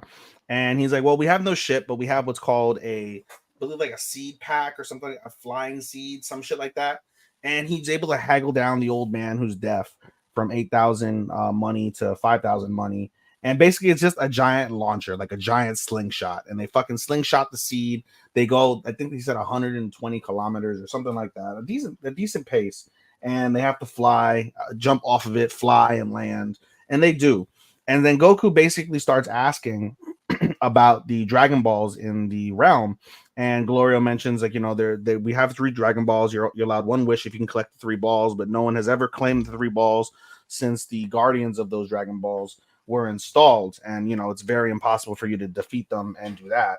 So then basically there's 2 options that they go over. They can either A, do what they were originally going to do, or B, go after the Dragon Balls, and they can make one of 2 wishes. One, they can wish Dende back to Earth, and then they'll spend their time collecting the balls so they can return to being normal adults. Or B, they can collect the balls and wish on there to return to adults, and then they'll fight whoever they need to fight in the demon realm to secure Dende, go back and then get the balls again, so forth and so on. So basically Glorio is really pessimistic on it, and so is Supreme Kai, but then eventually they do agree to it, and then basically that's on their track. As they continue on the track to go to the Dragon Balls, they come across a town, and we see that Goma's men are basically extorting the townsfolk in this area for more money than what they normally are supposed to, like in taxes and things like that. They call it donations or whatever it is, or gifts or whatever. And basically they're extorting them, and they're being very abusive. And then one girl, which we don't know her name yet. We can look at the character list if you want to know the name. Should we do that? Look at the character list? We can. Yeah, okay. Well, if we look at the character list, her name is Pansy. But we don't, it is legitimately Pansy. We don't know her name as of the episode though. But in any case, what's it called? So Pansy ends up like causing a little bit of chaos, but you know, she ends up getting caught, and Goku, fearing for Pansy as well as seeing like townsfolk get their ass kicked and, you know, being abused, he can't stand it no more, and basically kicks the shit out of all the townsfolk people, just kick the shit out of them all. And Glorio is a little bit annoyed now because he didn't anticipate this, he didn't want this to happen. So Glorio's like, yeah, congratulations, we're not fugitives thanks to you. And Goku's like, oh, you can't blame me, I couldn't stand to see them do that. And then basically they have a stare down with Pansy to end the episode. Dun, dun, dun. Dun dun dun. So hopefully we'll find out more about Pansy on Friday. Yeah, Pansy. It's literally her name, Pansy. Let us go. Damn, Trump's up to 105. Ugh. Bro, he's gonna kick the fuck out of Harris. Yeah, this is embarrassing. Bro, if he gets 300, holy shit. Yeah, no, if with the stuff that's red now, if he gets them, he'll be at 200. And that's not even including the West Coast. Yeah, no, and yeah, because again, Ohio and Virginia is now red. I mean, bro, like Oregon is blue, Washington is a mix, California for sure is blue, Vegas, Arizona, they're all swing states. New Yeah. Mexico tends to be blue, ironically enough. Texas is red, so that's a wrap. If he just if the rest is just like threes, maybe, but unless Ohio and Virginia turn again, oh now North Carolina's red. Okay. Bro, he's done. She's done. She's Yeah. done. If she wins those three, it's over. It's Ohio, 8:36. Virginia. Yeah, it's 8:36 in the afternoon. It's done. Yeah, The question like, is now, how much is Trump going to win by? yeah, that's just sad. Oh, there's no. Oh, we're time for the 50s, 50s. 1950s. Oh, They want. the good old days. Yeah, the good old days where you have to have a wife, 2 kids, 2 boys, or a girl and a boy, and a secret gay lover. And as a white Christian country pals. Oh my god. So is Yeah. that what you and Bash are going to become? Like you guys are going to be the gay lover of some other family apiece and then secretly reunite? Oh, That's the new occupation. yeah, sure. Yeah, I was not going to hear the end of it tomorrow at work. That's it. Trump! Yeah, because I'm the only one that did not vote for him. America! Let's go with Kenshin. Decent episode. Decent episode. Kenshin beat up that bald fat fuck. Yep, that was established. Yep. Yep, and Shishio says, "Hey, you guy, my guy, Misao, yeah, take care of him." Yeah, but he basically Sorry, says not to Misao. Kenshin, like, because he's like, he told, like, he basically, he's anticipating Kenshin to kill the fucking guy. What's his dick? And he doesn't. And he doesn't. And he's like, well, if you can't kill this fucker, like, you stand no hope of beating me. Hell, you can't even beat this guy. Here, throws him the katana and says, here, fight him. I'm sorry, yeah, he gives it to Seta. That's the guy's name. Seta, fight him. Yeah. But like, all right, the cat. Okay. Yep, and basically, and of course, Shishio's main squeeze is like, "Hey, so why did you give it to?" Like, well, he's known as the prodigy. Lack of kenki, or just simply emotion. No anger, no fear. Yeah. He's strong and fast as fuck. He's Kenshin. Yeah, but with no hesitation on killing. Exactly. Kenshin and Seta, they go for blade, but Kenshin's sword is busted. But in the process, he defeats. Seta's sword is now like crumbled. Yeah, and we find out that sword is actually one of like the 10 major like holy like amazing swords in Japan. We find that out later on. So he not only did he do that with his like cheap sabakuto, he fucking did it against one of like the 10 like craziest swords in the entire country. So, but basically, Shishio's like, well, hey, there's a positive. Your sword broke. Why don't you go and get yourself a new sword now? One that'll kill somebody. And he's like, all right, I gotta go. Bye. And he fucks off, leaving the rest of what's his face's men to fucking just end up getting caught and end up getting fucking hung basically by the police later on. Yep. And yeah, that hands up. Eventually, Seta caught up. It's like, oh, he was ahead of them, even though they left way ahead of him. That's how fast he fucking is. Yeah. And it's like, we did that. Yeah, and then basically 2 other parts that we're not talking that we haven't said yet is basically after what's his face is defeated, we see what's it called? Not Yahuko. Where's what's his face? I just said it last week and I didn't see who the fuck it is. Sanosuke? No, not Sanosuke. That was stupid at the end, but makes sense. I can't find his fucking name.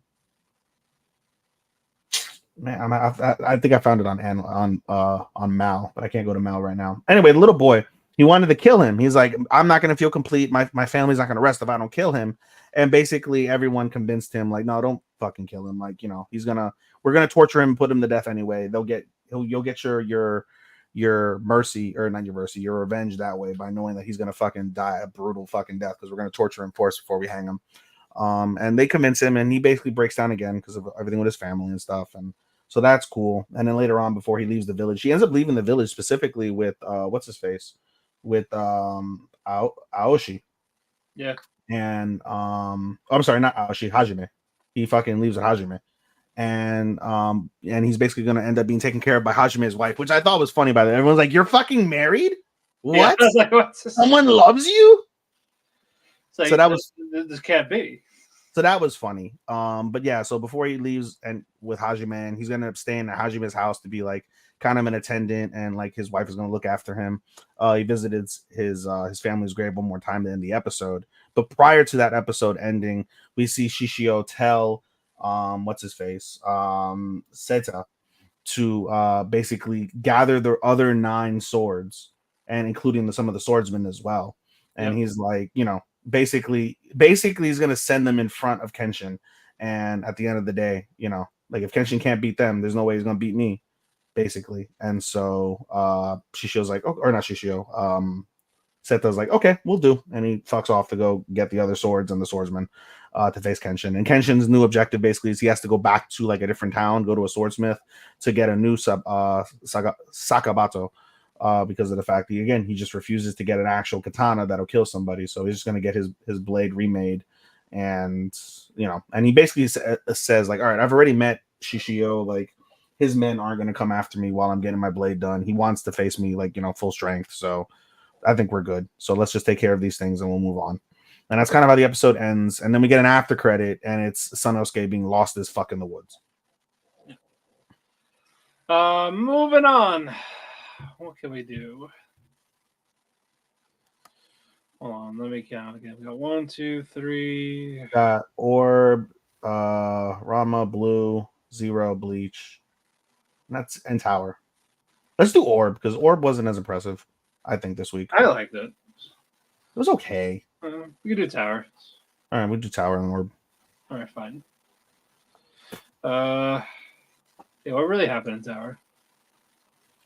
Basically the workshop battles. So we left off where Miseng is in demon form, and we get the backstory. And basically, to be a puppet of whoever the fuck the puppet girl is, she basically had to put these hair clips in her hair and say her name 3 times. And Prince was like, nah, fuck that, I'm not gonna do that shit. But Miseng, feeling like she's one of the weakest links of this entire process, she does do that. And because she has not only 1 but 2 clips, she goes berserker mode and she automatically kills, I think, like 2 or 3 people on the battlefield immediately. And basically it's up to Han, Ja, and Prince to save her. And basically together as a collective, they do manage to save her. And the 3 of them, outside of Miseng, they put their swords in and they move on to the next round of the workshop battle. And then basically the rest of the episode features, everybody else for the most part in the workshop battles in their own like little battles, including Viola Grace, who basically Viola just fucking wipes the fucking floor with all these guys and puts his fucking staff inside, and he easily dominates, which leads to one of the dudes whose name I'm forgetting start to talk to Ran. Let me see if I can find his name. Give me a second. He's the dude in the yellow. There's so many characters in this fucking list for Tower of God. Not seeing him. Yeah, not seeing him right now. But in any case, he's talking to Ran and basically says, like, listen, like, there's something going on where we also see what's her face? In Dorsey trying to look up information while he's having this conversation with Ran. And at the end of the day, what it boils down to is nobody can find out any information on Viola, but there are people in this tournament that are fully aware of Viola's past. So why are they in this tournament, and what can we do to get them to reveal who Viola really is? So there's kind of like a conspiracy going on in terms of who Viola is. Right. Obviously it's Bam, but in any case, there's that. And Dorsey wants to face Bam again, like, like, hey, the Prince of Jihad versus a Thug Slayer, like, that'll be tremendous news and stuff, tremendous coverage, all that shit. And the episode basically ends with the final participants having to participate in next week's show, and those include Kun, Rock, the attendant for Bam, that fucking Medusa looking fucker, Ran, and then some other fucker that's important. So there's like 5 or 6 like still important heads that are there, and then the episode truly ends with Bam going into his room and seeing like the new, I guess, weapon, the bioweapon that the professor was working on that we saw in the previous episode, basically waiting for him on his bed, waiting, probably to talk to him or fight him or something like that. So that should be interesting from that perspective. Hopefully. It's consistent. Tower is being consistent, which I like. Yeah, just shame it took half a season to get there. I didn't mind the first half. Yeah. I didn't mind the first half. Yeah, it just bored me. To me, right now, this is like a solid, like this is a flat 4. If I were to grade it today, it's a flat 4. We will see. Because we're still got ways to go. Mm-hmm. But all right, we'll do Orb for you. It was okay. Like, I didn't, I got stuff out of Orb, but it wasn't like, oh, I really miss Raffle. I miss Raffle. Like you said, I respect your opinion on that. Where like if you think of Raffle all the time, you're gonna just dislike Orb and you're gonna dislike Oxy. Yeah. But or Okazi. But in any case, Okazi doesn't do it for me. I don't get excited when I see Okazi. I'm just like, this guy's such an idiot. He's a slow burner. So goddamn slow. He'll eventually get there, but hopefully. Oxy talks to Badani. Yep, Badani. Badani. He talks to Badani. Basically, hey, my friend told me to come to you. It's like who the fuck's your friend? Like I don't know who the hell he is. So I talked to other people various times. Like, what do you have to offer me? Why didn't he say his name? Why didn't he say his name? That might have helped. Did you think? I don't think he. That's me. He's getting to the point. Like, I don't think he cares. It's like, all right, what do you have to offer me? Like, I have this book. Like, like all the stars of constellations. Like, give me. Like, he's just going into just reading this book. Like, it's very detailed, even though some of it is very basic. He even talked about like, hey, I know your guy was trying to figure out the orbit of Mars. Like, does he know like it goes another way? Like, if he just kept on going, he actually would have gotten what he wanted. So, like, he knows more about this than him for sure. And we find out, like, hey, you're not allowed to learn shit. But Danny, you're not allowed. Like, even like his father, or the priest, what do you call it? His father. I think his name was Pius. It's like, hey, like, if you keep digging your nose into any of this, you're probably gonna die. No, he didn't say that. He's just like, it's more or less threatening him. Oh yeah, you're gonna be in deep shit. Yeah, like it won't be by me. Like someone will come for you. You cannot come back from this. Especially when he found one of the books in his room and he took it. Like, hey, no, back. Open that right now. Severe consequences. Boop. Like, fuck your consequences. Yeah, he just straight up, no hesitation, open that book because humans are eager to learn. Especially him. Yeah.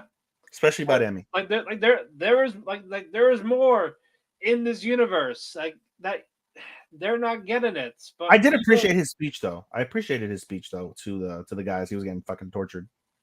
Yeah, and it was sick. He just fucking beat himself raw in front of the guy and didn't give a fuck. Yeah, he's like, hey, there's one lashing. Nope. Kept going. Kept going. Bro. Like just what? It's just what? And he's like, I did it so I could speak freely. Yep. Fine, motherfucker. You want to talk? Talk. And he talks. And it was a good fucking speech. And it got to the point where he lost an eye.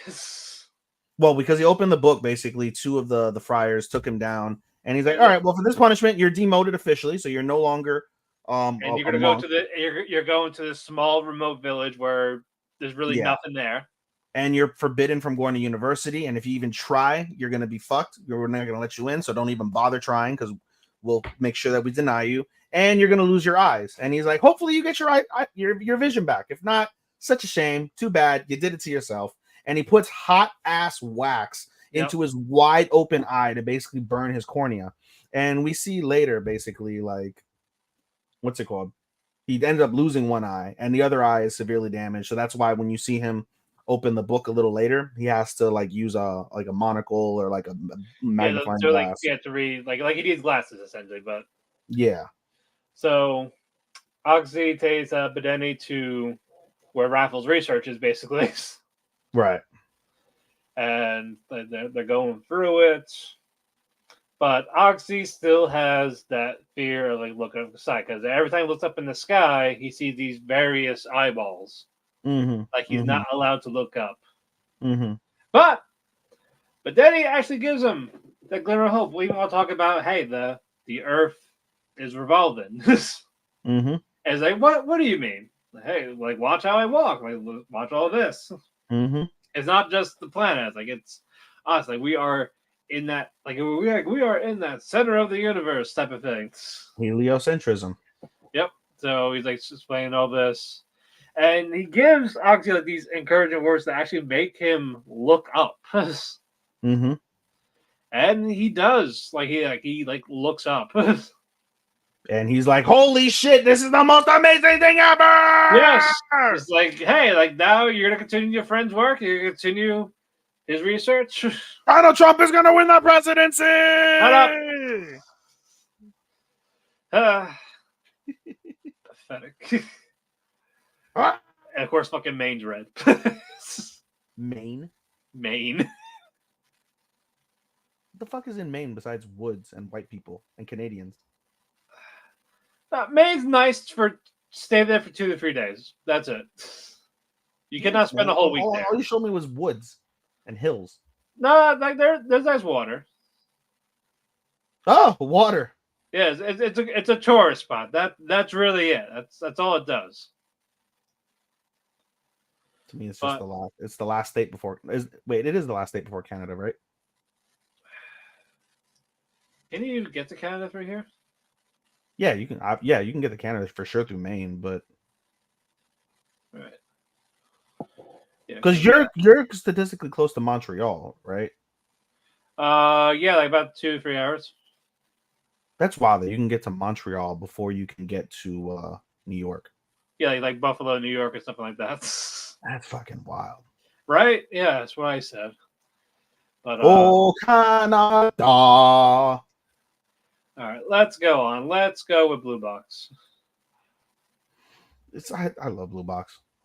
Yep. Basically, Chisato says, "Well, if Taki wins this match, I will sit on his face." No. I wish. I mean, he would have beat anyone in badminton forever. Bro, if Chisato sat on fucking on Taiki's face, like I think his dick would literally blow up. It would literally just blow up. Like he'd have no more dick. Just boom, explode. It's over. Crazy. It's over for him. It's done. Game over. I'll sit on his face right after a basketball game. Yep.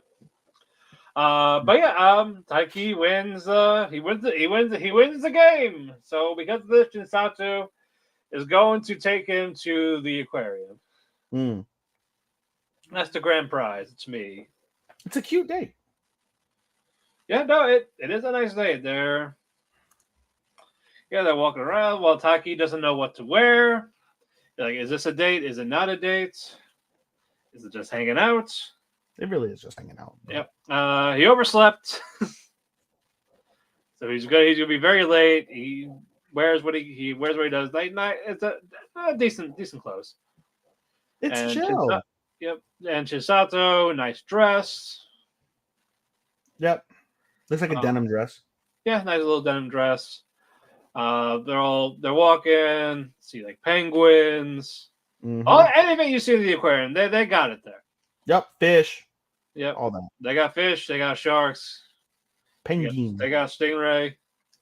And Taki's like, I don't know what to like. Is this a date? I don't know. He's questioning it again. Like he wants to talk to her about it.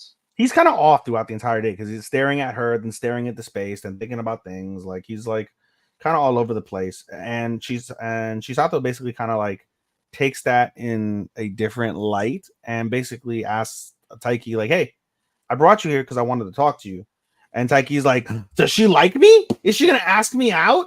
Oh my god, it's really happening! No way!" Yep. But that's not happens, obviously. Like, nope, it's not happening. No, but basically Chisato basically apologized. She's like, I want to take you here because I want to apologize.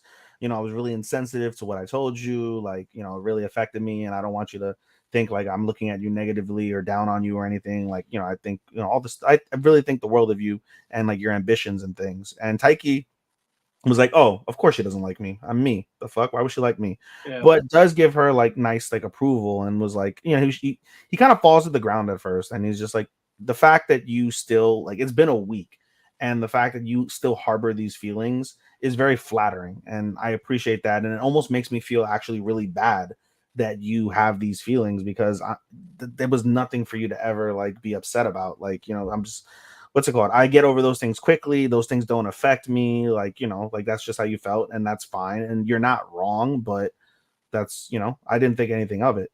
And she's like, okay. But then she's still kind of like, she's kind of like looking at him because she's feeling like all over the place because he likes her.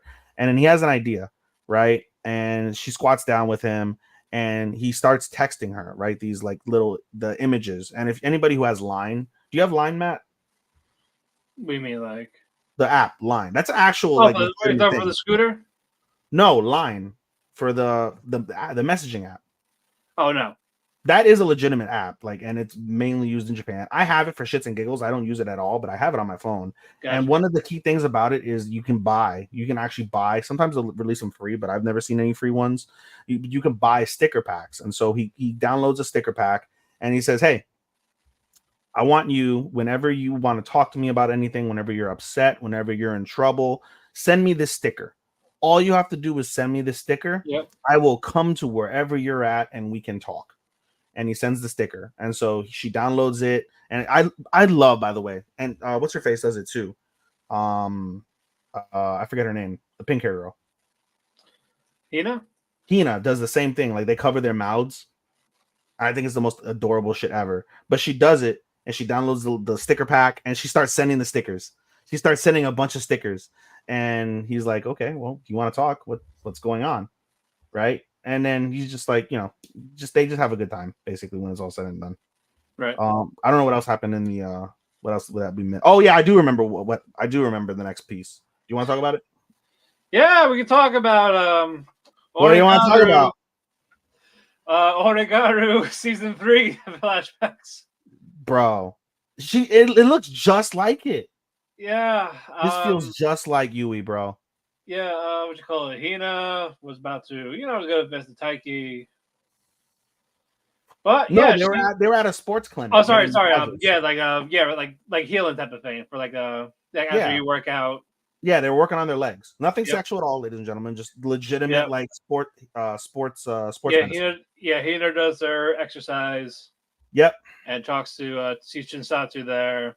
Mm-hmm. They're talking like, "Oh yeah, you're here too. Oh, okay." Yeah, and Hina starts bringing up like something about Taiki, about how he sprained his ankle for her, and just trying to have small talk with her. But Chisato looks at that and was gonna ask Hina, "Do you like Taiki?" And she stopped herself and she's like, "No, never mind." So they pay their tabs. It starts raining, and Hina's like, "Shit, I didn't bring an umbrella." So Chisato gives her the umbrella. Like, here's mine, right? And so, what's it called? She has a spare umbrella, and she uses the umbrella. She walks home. As she leaves, the receptionist comes up and was trying to find Chisato because she left her phone at the desk. And Hina's like, "I'll be a good Samaritan since she gave me the umbrella. I'll give it to her." So she secretly follows her back home and was going to knock on her door and give her the phone. "Yeah, you left this at the thing. Followed you here. And here's the umbrella too. Thank you so much." But as she turns the corner, she's about to turn the corner and notices the sign in front of the house. Inomata. Yep. That's Taiki's last name. And so she peers over the wall. She sees Chisato, what's it called? Like shaking out her umbrella. Taiki greets her at the door. They're having casual conversation. And Hina's left in the rain, gobsmacked at what she just realized. No, this can't be. They live together. He's probably fucking the shit out of her. He's not, but she's probably thinking it. She's probably thinking it. Dun dun dun. Dun dun dun. All right, we got 3 more. All right. And it's still 71 101. And polls are officially closed as of 9 p.m. in a few locations. And there's more projections. Texas for Trump. Yeah, no surprise there. New York's gonna get the results soon. Wisconsin, Minnesota, Iowa, Nebraska, South Dakota, Wyoming, North Dakota to Trump. Yep. New Mexico. New Mexico to Trump? New Mexico, probably Trump. Was that 5? Yeah, it's 5. South Dakota, Wyoming. Yep. Of course, New York, Kamala. Trump's winning by 21. Polls open, no projection. Yeah, Maine's now blue again. 9 p.m. closing were Arizona, Colorado, Iowa, Kansas, a bunch of stuff. Arizona's 10. It said Arizona there at 9. That was says weird. 10. It says 10 EST here. Holy shit. Trump 154, Harris 27 at the current projections. Right now it's 120.99. Yeah. 120.99. 122.99. CNN is having, and CNN is obviously the Kamala broadcast network. Yeah, he's gonna be the 200s once he wins Texas, Georgia, North Carolina, Virginia, and Ohio. So, yeah, she would have to win every other state, which is not happening. It's done. Oh, USA just said Kamala Harris wins New York, the 4th largest prize, 28. So USA broke that. Yep. Yeah. I mean, yeah. New York is blue. So, yeah. Well, we're ready for more Nazi America, bro. You know, everyone's there like, because Trump is like, oh, like we're not going to get into World War III. We're getting the Civil War instead. It's like war is inevitable, bro. Yeah, it's happening. It's gonna happen. War is absolutely inevitable, bro. All right, we got 3 more. We got Bleach next. Can you do this in 2 minutes? No, because it was such a good episode. Can you? No. Last week's episode hardly had anything. This week's episode had a lot of stuff. Yeah, we got some Quincy's, financial Soul Reapers, but who's here? Who's in the fight now, Ethan? Aizen Sosuke. Aizen is now in the fray, but effortless. He's like, why are you guys trying to slash it? Just use your spiritual energy. But he can't. Basically, he is stuck on a throne. No, well, he can because he was able to. Because basically, the episode starts off with a bunch of like these black leech-looking fuckers dropping down from the sky, and we find out later on that basically it's a projection and a small, slight power of Yuhabak as he's trying to assimilate with the Soul King, which everybody presumes he's trying to assimilate now that he's absorbed the Soul King. So all these black leeches fall from the sky, overtake the Serete, and people are getting swept up and ate and bit by them. And basically, as this entire rush of black glob is going toward the remaining Soul Reapers, they're all getting ready to use their bankais to get rid of them. And we see Aizen come up with this giant wave, and he's like, why aren't you guys using your spiritual pressure? The fuck? Not realizing that he has, like, outside of Ichigo, the strongest spiritual pressure. And Yuhabak, obviously. Right. And what's crazy is we find out later on after he's done this, as Matt just alluded to, he's in a throne, right? And the throne is meant to keep his spiritual pressure within like his body, like within his body space, like basically kind of like entombed in this central like location where that's the only place his spiritual pressure can be released unto. So anything that's on top of him or like within like finger distance, maybe he can destroy, but outside of that, not really. And what's even crazier is in order to help them and get rid of some of these fucking creatures, literally with no incantation, with no like effort, he just spits out a Hado, like a high advanced level, like number 90 Hado, and just fucking eliminates all these fucking creatures. And everyone's like, what the fuck, bro? Everyone is losing their shit. Kuchiki losing her shit. Madhead just losing their shit at fucking at Kyoraku, because basically he's like, yo, you just summoned the devil to help us. Like, have you no shame? Have you no pride? Yep. And he's like, and he basically, here's a great quote. He's like, I find that fighting evil with evil is not an evil act, in and of itself. And that was very powerful. And they shut the fuck up pretty much after that. Yeah, And but basically it was like a rah-rah speech. Like, yeah, oh, yeah. yeah, and he's like, he's like, once we defeat these motherfuckers, you can beat me up all you want, but not until then. Yeah, and let's try to get along. The enemy, my enemy is my friend. Yeah, and of course, Aizen's like, "Oh, why don't you let me go?" And Kuraka's like, I wasn't born yesterday, you fucking idiot. Get the fuck out. No. Like, this is what you want. Yeah, it's like, you're gonna work under us, not us under you, motherfucker. Yeah. Chill. And it's funny because later on in the episode, he's get pissed off. He's like, who would have thought that the man that defeated me would have reached the royal palace before I was able to? God damn it, Kurosaki Ichigo. But no, so we see that, and then all of a sudden we see some of the Sternritters that were basically left for dead by Yhwach come over, and we see one of the I forget his name, but the one with the afro, and he basically stuns Aizen. He basically neutralizes Aizen, right? And Aizen's not knocked out. He's not dead. Was it Aikawa? He's got afro and checkered teeth. All right, so it's not him. Okay. He's got an afro and checkered teeth. I'm looking at the character list now too, since you are on a search. Oetsu? Is it Oetsu? It is Oetsu. It is Oetsu. It is, okay. Yeah, he is Oetsu. It is Oetsu. He's part of the he's on Quincy. He's one of the good guys. Oh, okay. Never mind. Checker teeth. Oh, okay. No. I found him. No. Najakoop. Who's that girl? Na.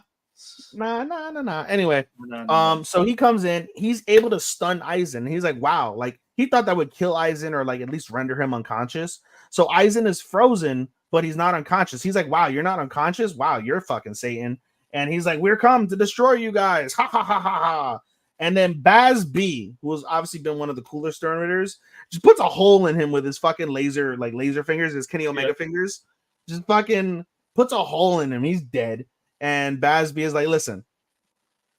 And he's with Zombie Girl, and he's with one of the other crazy, what's it called, monotone, Sternritters. And they're like, listen, the three of us, we propose a ceasefire.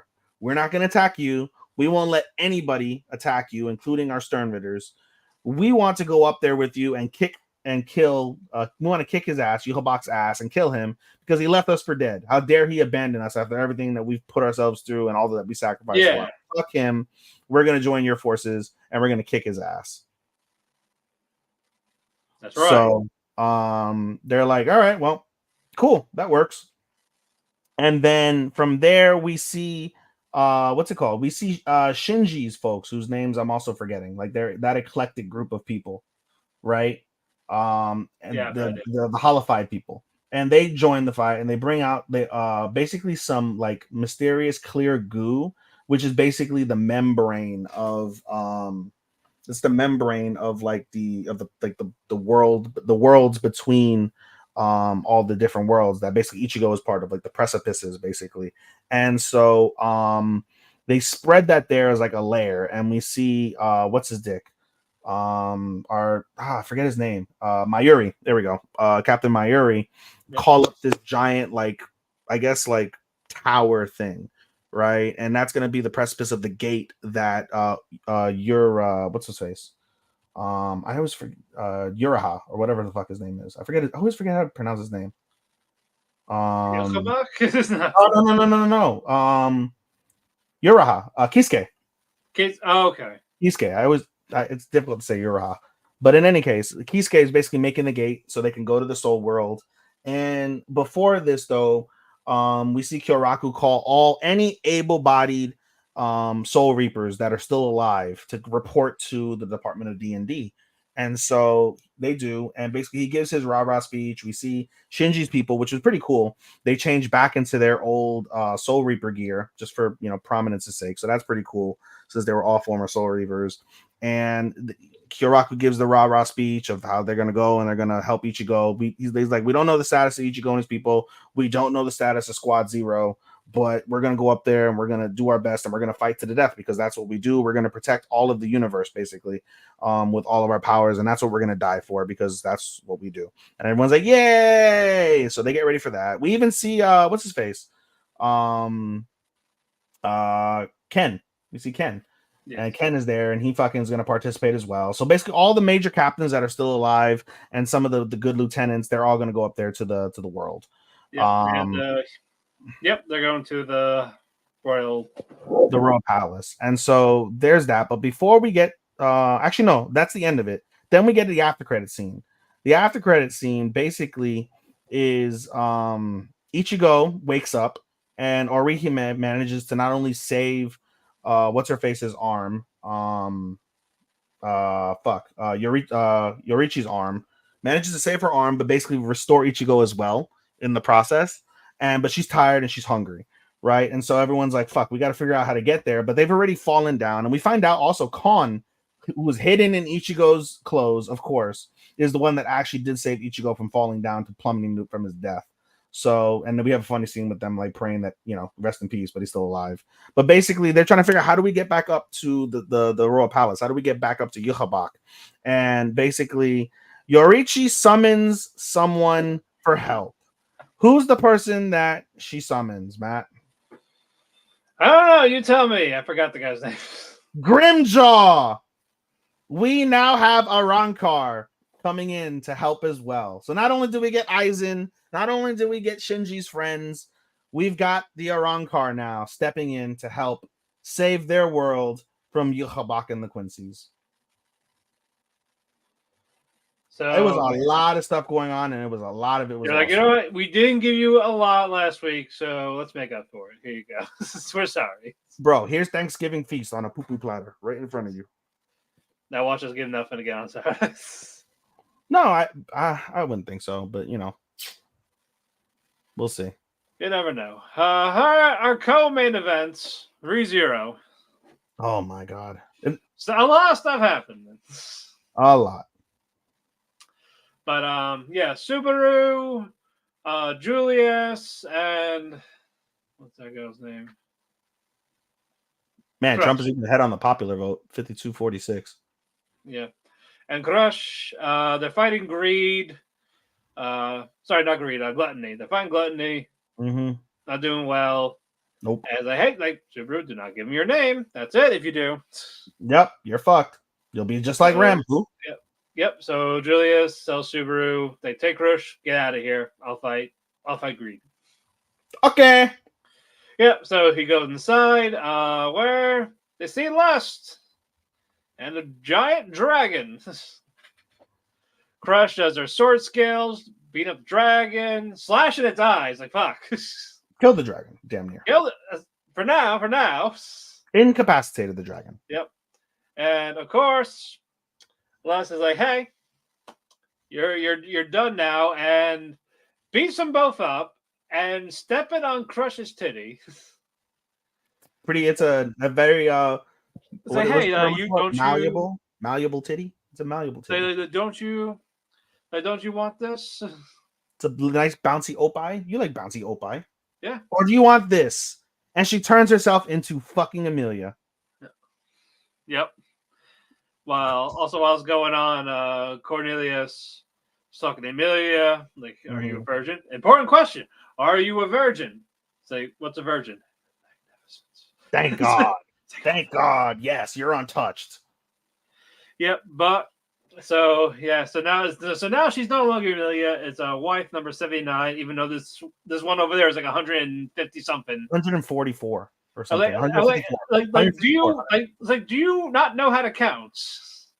Do you just pick random numbers? I think he likes to go in sequential order, and when one wife dies, he just picks another wife to replace that number.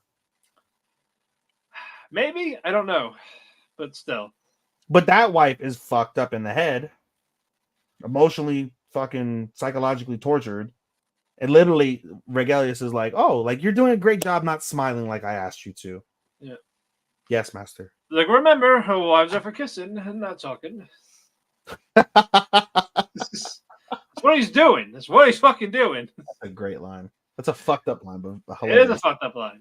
It's a fucked up but hilarious. So Subaru tries to fight Lust, but unfortunately, By the way, before he tries to fight Lust, he opens the door where the hostages are supposed to be.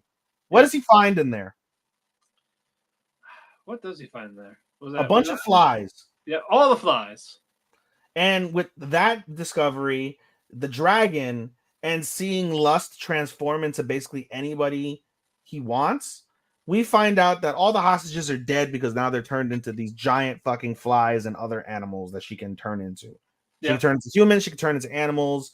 And the reason we find out as Subaru proceeds to get his ass kicked to the point that she rips his fucking leg clean off his body, rips the damaged leg just off, and Krush is already unconscious. She pours dragon blood. We find out she's part dragon. And she's like, I wonder what type of crazy creature you're gonna be if I turn you into with my dragon blood. And you see them, both of them, freak. Just they start fucking convulsing, screaming in agony. It is torturous, torturous. And even Subaru, before that happened, was like, just fucking kill me, please, please kill me. Please, I don't want to live anymore. I just want to come back.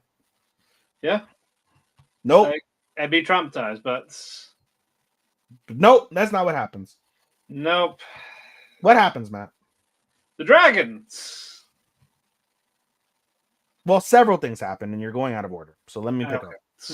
Let me pick up where we left off. While this is all how Subaru's getting fucking tormented and fucking destroyed, we see let me get the cast list. The last of the 10 council. We find out that the council, the other 9 people of the council, they cannot be contacted. So, and it's literally just where the fuck is his name? Where is he? He's got a hat. I know that much. Where is he? And he's pretty up there early on, I think. But nope.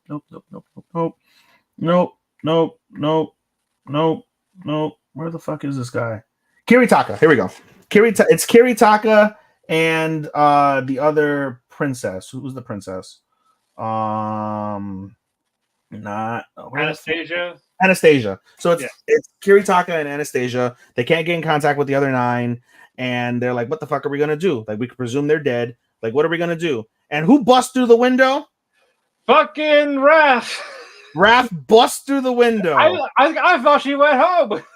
Nope, she fucking is on a mission herself.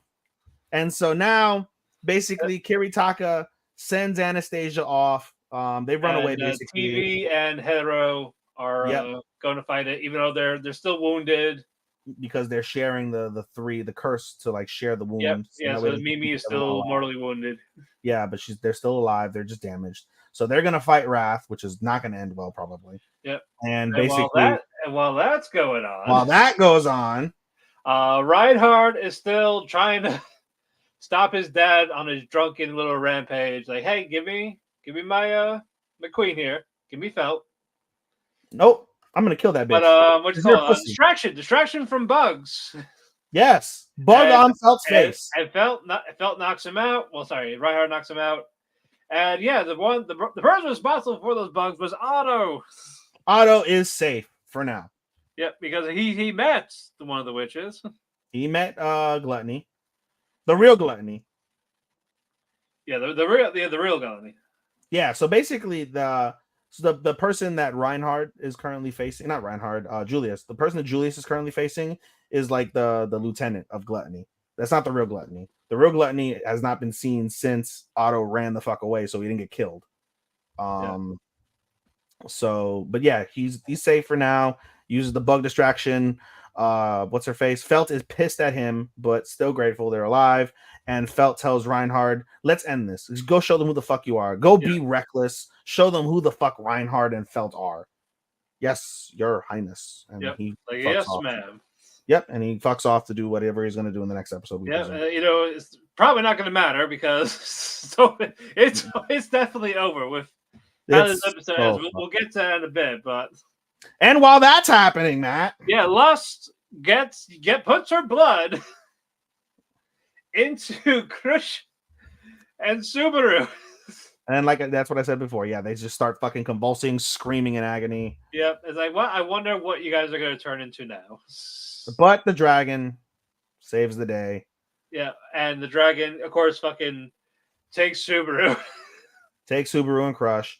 But hey, what's going on with our people down below in the original battle when they were facing off against the executioners, Matt? What happened to them? They're still trying. Right? They haven't been killed yet. They're trying the fight. But it's kind of like a stalemate. Yep.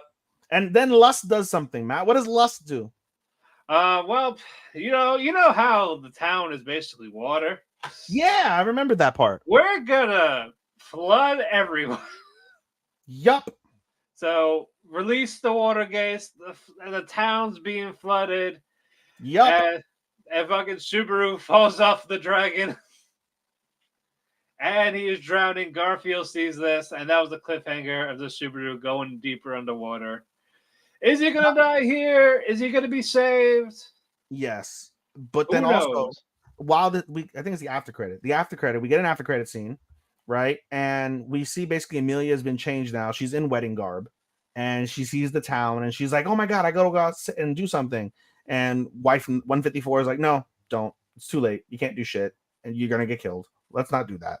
And while this is happening, we hear Lust on the microphone. Lust now has two more demands. Hey, we need the remains. Yes. Well, I know the third one. What was the second one?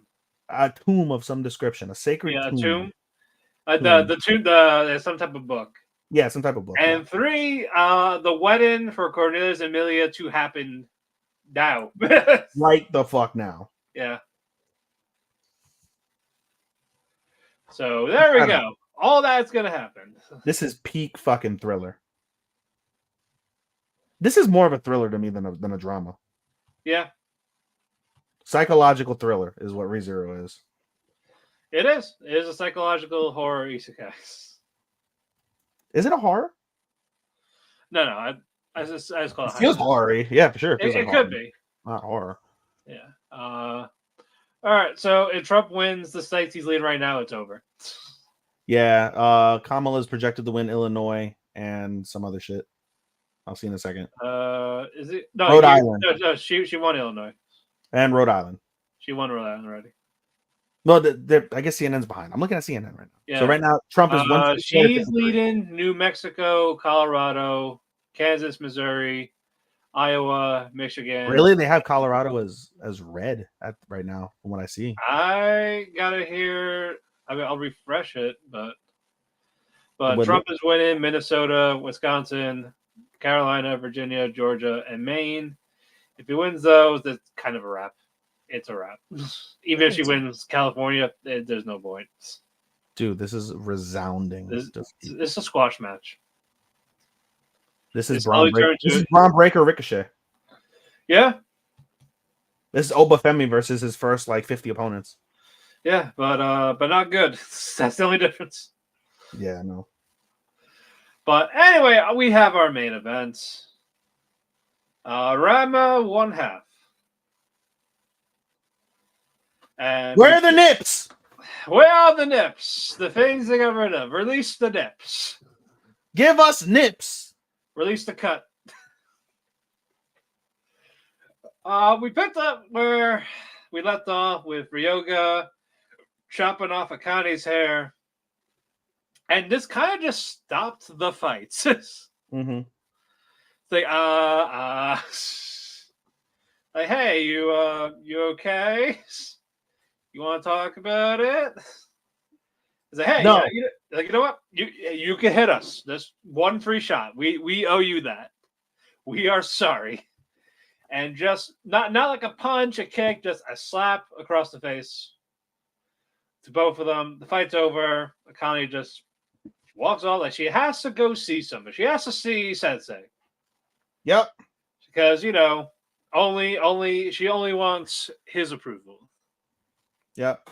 But she's strangely calm about everything. Even Ranma's like, "You sure you want to go visit him?" Yeah. But fortunately, she's not all right. Because she's like she wants to be cute finally. Because she's only seen as a tomboy. He was the only one that called her cute, regardless of the hair. Mm-hmm. Keeps trying to impress him, even though that was never going to happen since he has a hot for Kasumi. I believe that's the one, right? That's the older one, Kasumi. Yeah, Yep. Kasumi's the other one. Yep. But Ranma, he's trying to talk. Like, hey, you can look at me.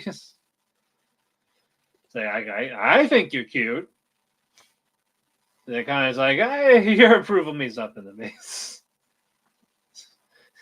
Like, after how you treated me, no. Fuck you. Fuck you, yeah, exactly. Fuck you. Tell him, motherfucker. But with any event of that, she takes the compliments. Mm-hmm. But we weren't done yet. You figure, Oh. happy ending here. Nah. Nah, because Ryoga. He's back. Yeah, because but before all that happened, he also talked about how he went to where that water is. Yeah. And something happened to him, Matt. He turns into this bunny dog. It's a pig. He turns into a pig. It's a miniature pig. He's a miniature pig. Yep. But Miniature black pig. They had to specify black. What you call it? Rama thought that Ryoga was the dog he found. Well, I kind of You're skipping why this even occurred. Why did this occur, Matt? With what? This whole basically Ryoga found their house, broke in to fight Ranma. Yeah, that's right. Broke in to fight Rama.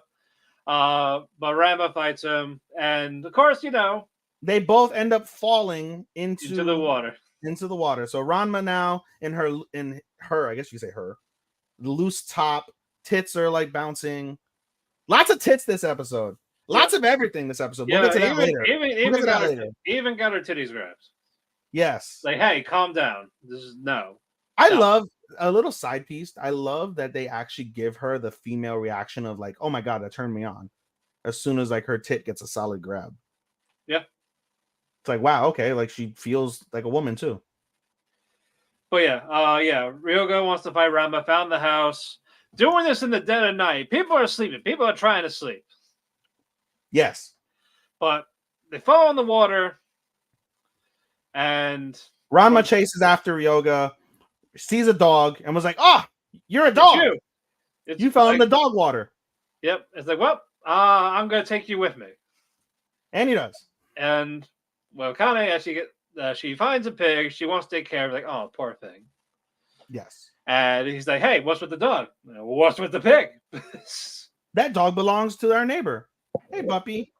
And I love that they gave the dog like the retarded fucking look. And it's like, oh, like, well, you give the dog a bath. Like, give the pig a bath. It's like, why? Just do it. You need one. Give it one. Bathe together. The pig's like, no, we're not doing this. Rama's like, all right, whatever. It's just a pig. And puts the pig in the water. And Ranma's naked at this stage, guys. Yep. Butt naked. Yeah, butt naked. We see butt. Yep.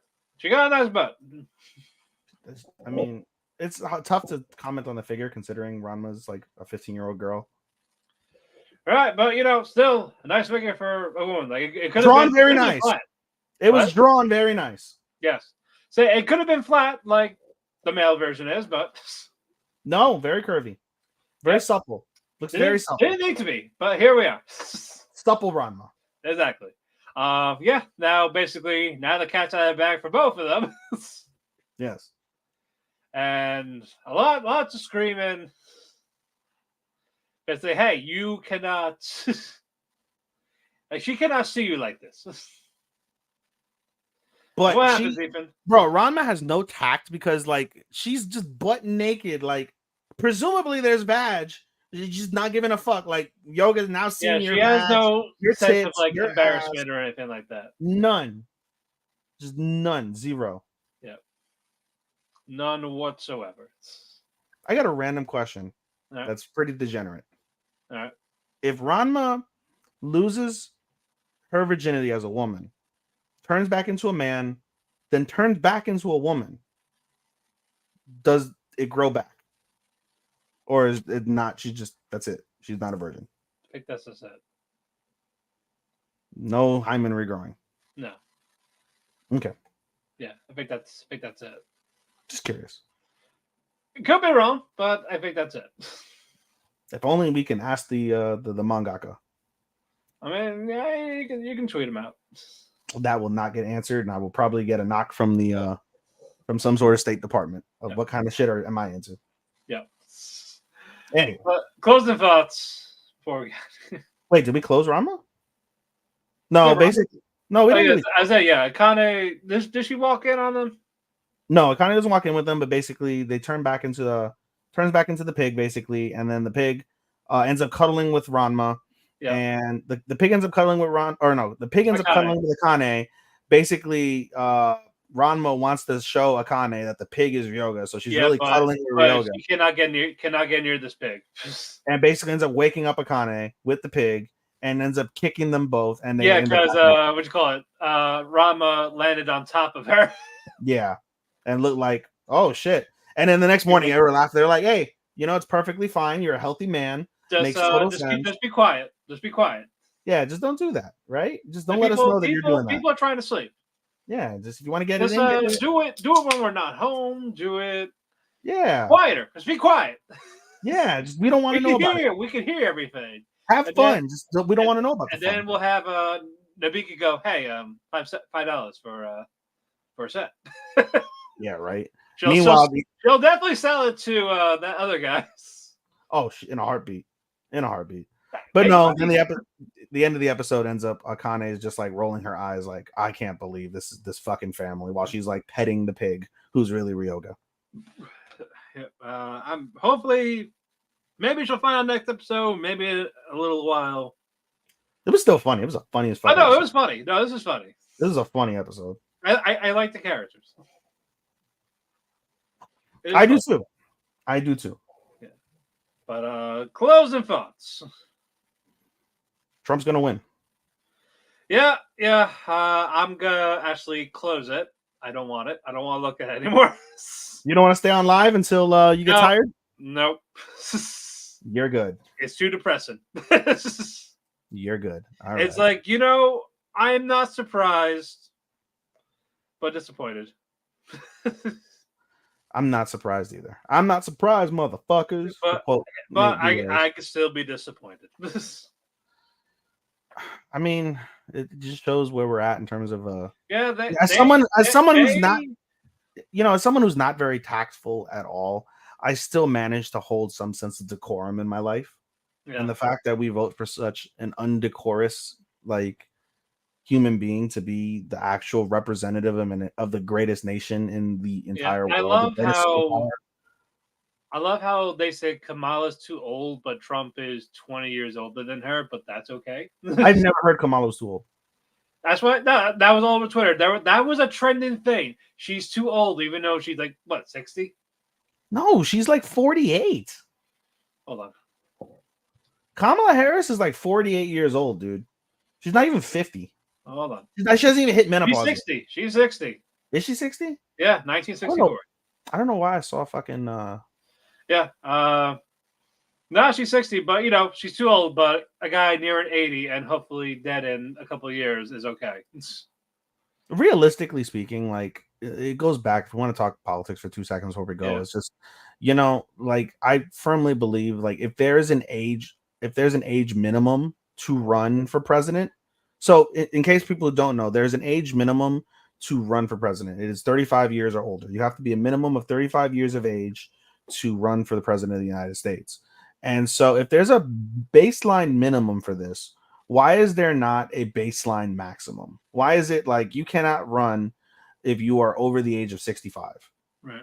It should be literally if you are over the age of 65, you cannot run for a first term. If you manage to win at age 65 on a first term, you are allowed a second term. That's totally fair, right? But after the age of 65, you should not do it. The same thing with the Supreme Court. Now they're trying to I think they did, or I don't know if they did successfully or they're trying to, but basically put the limit of 20 years for Supreme Court judges. You're only allowed 20 years, which is the equivalent of 5 terms in office or 5 presidential terms, right?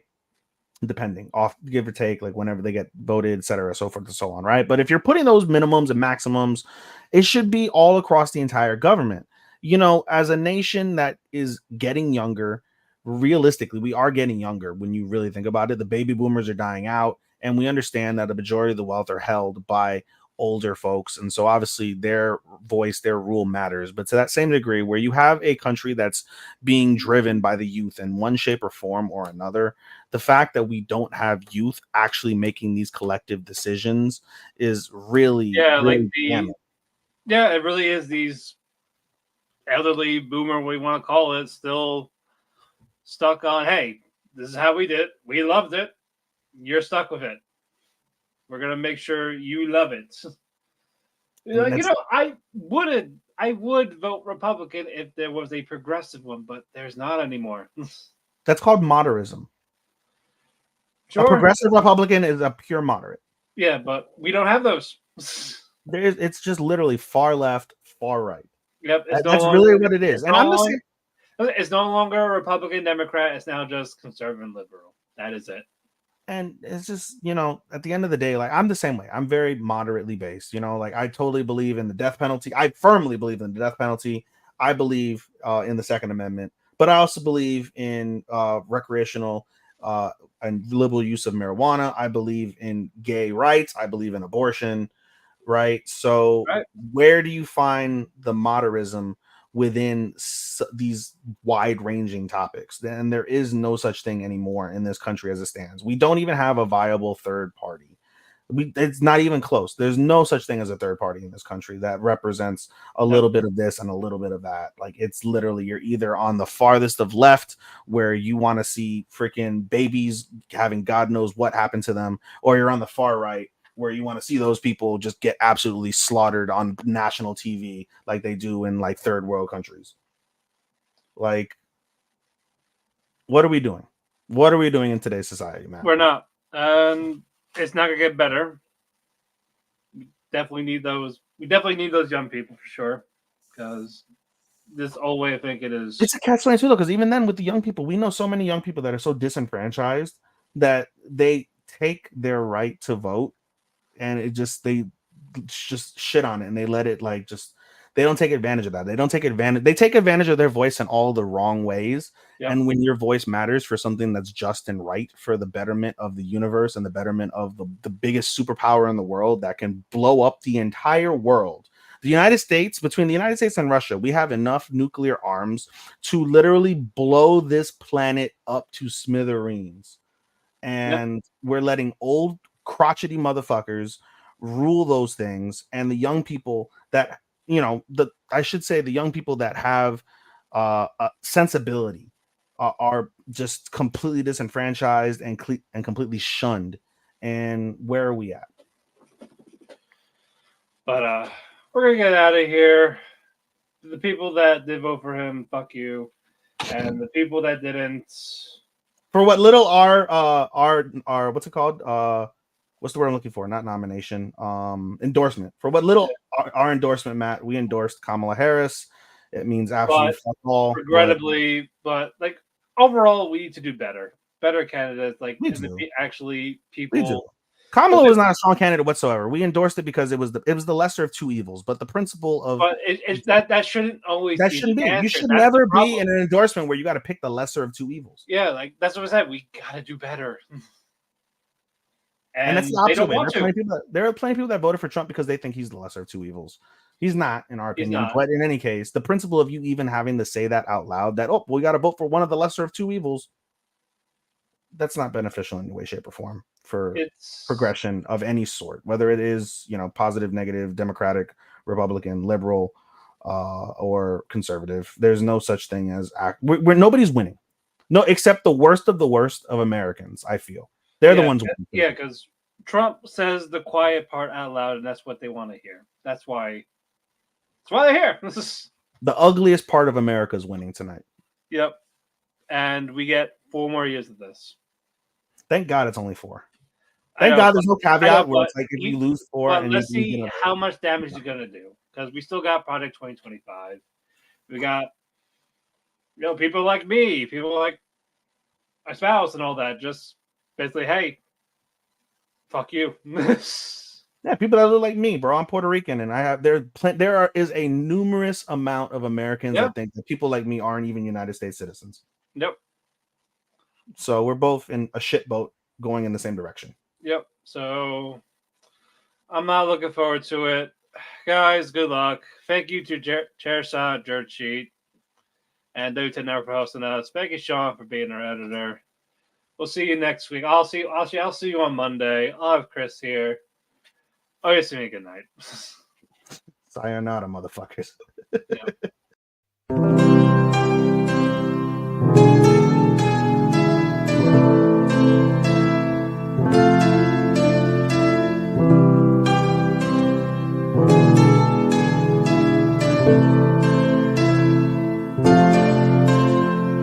When the sun goes to sleep, I find myself in a heap because it hurts so much to be away from you. It makes my day when I get a text from you. But still I say goodbye again. Let's hope this isn't the last time that I see your face. But hey, it's fine. I know everybody needs a little space. There's no one to blame. Goodbye again. Let's hope this isn't the last time that I hear your voice. But it's your choice. I can't keep you here forever.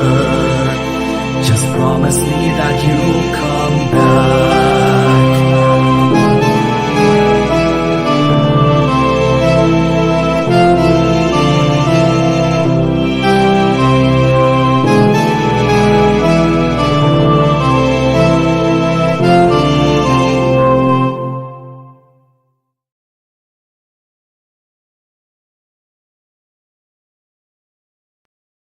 I was hoping it would end at 2:36 on the dot.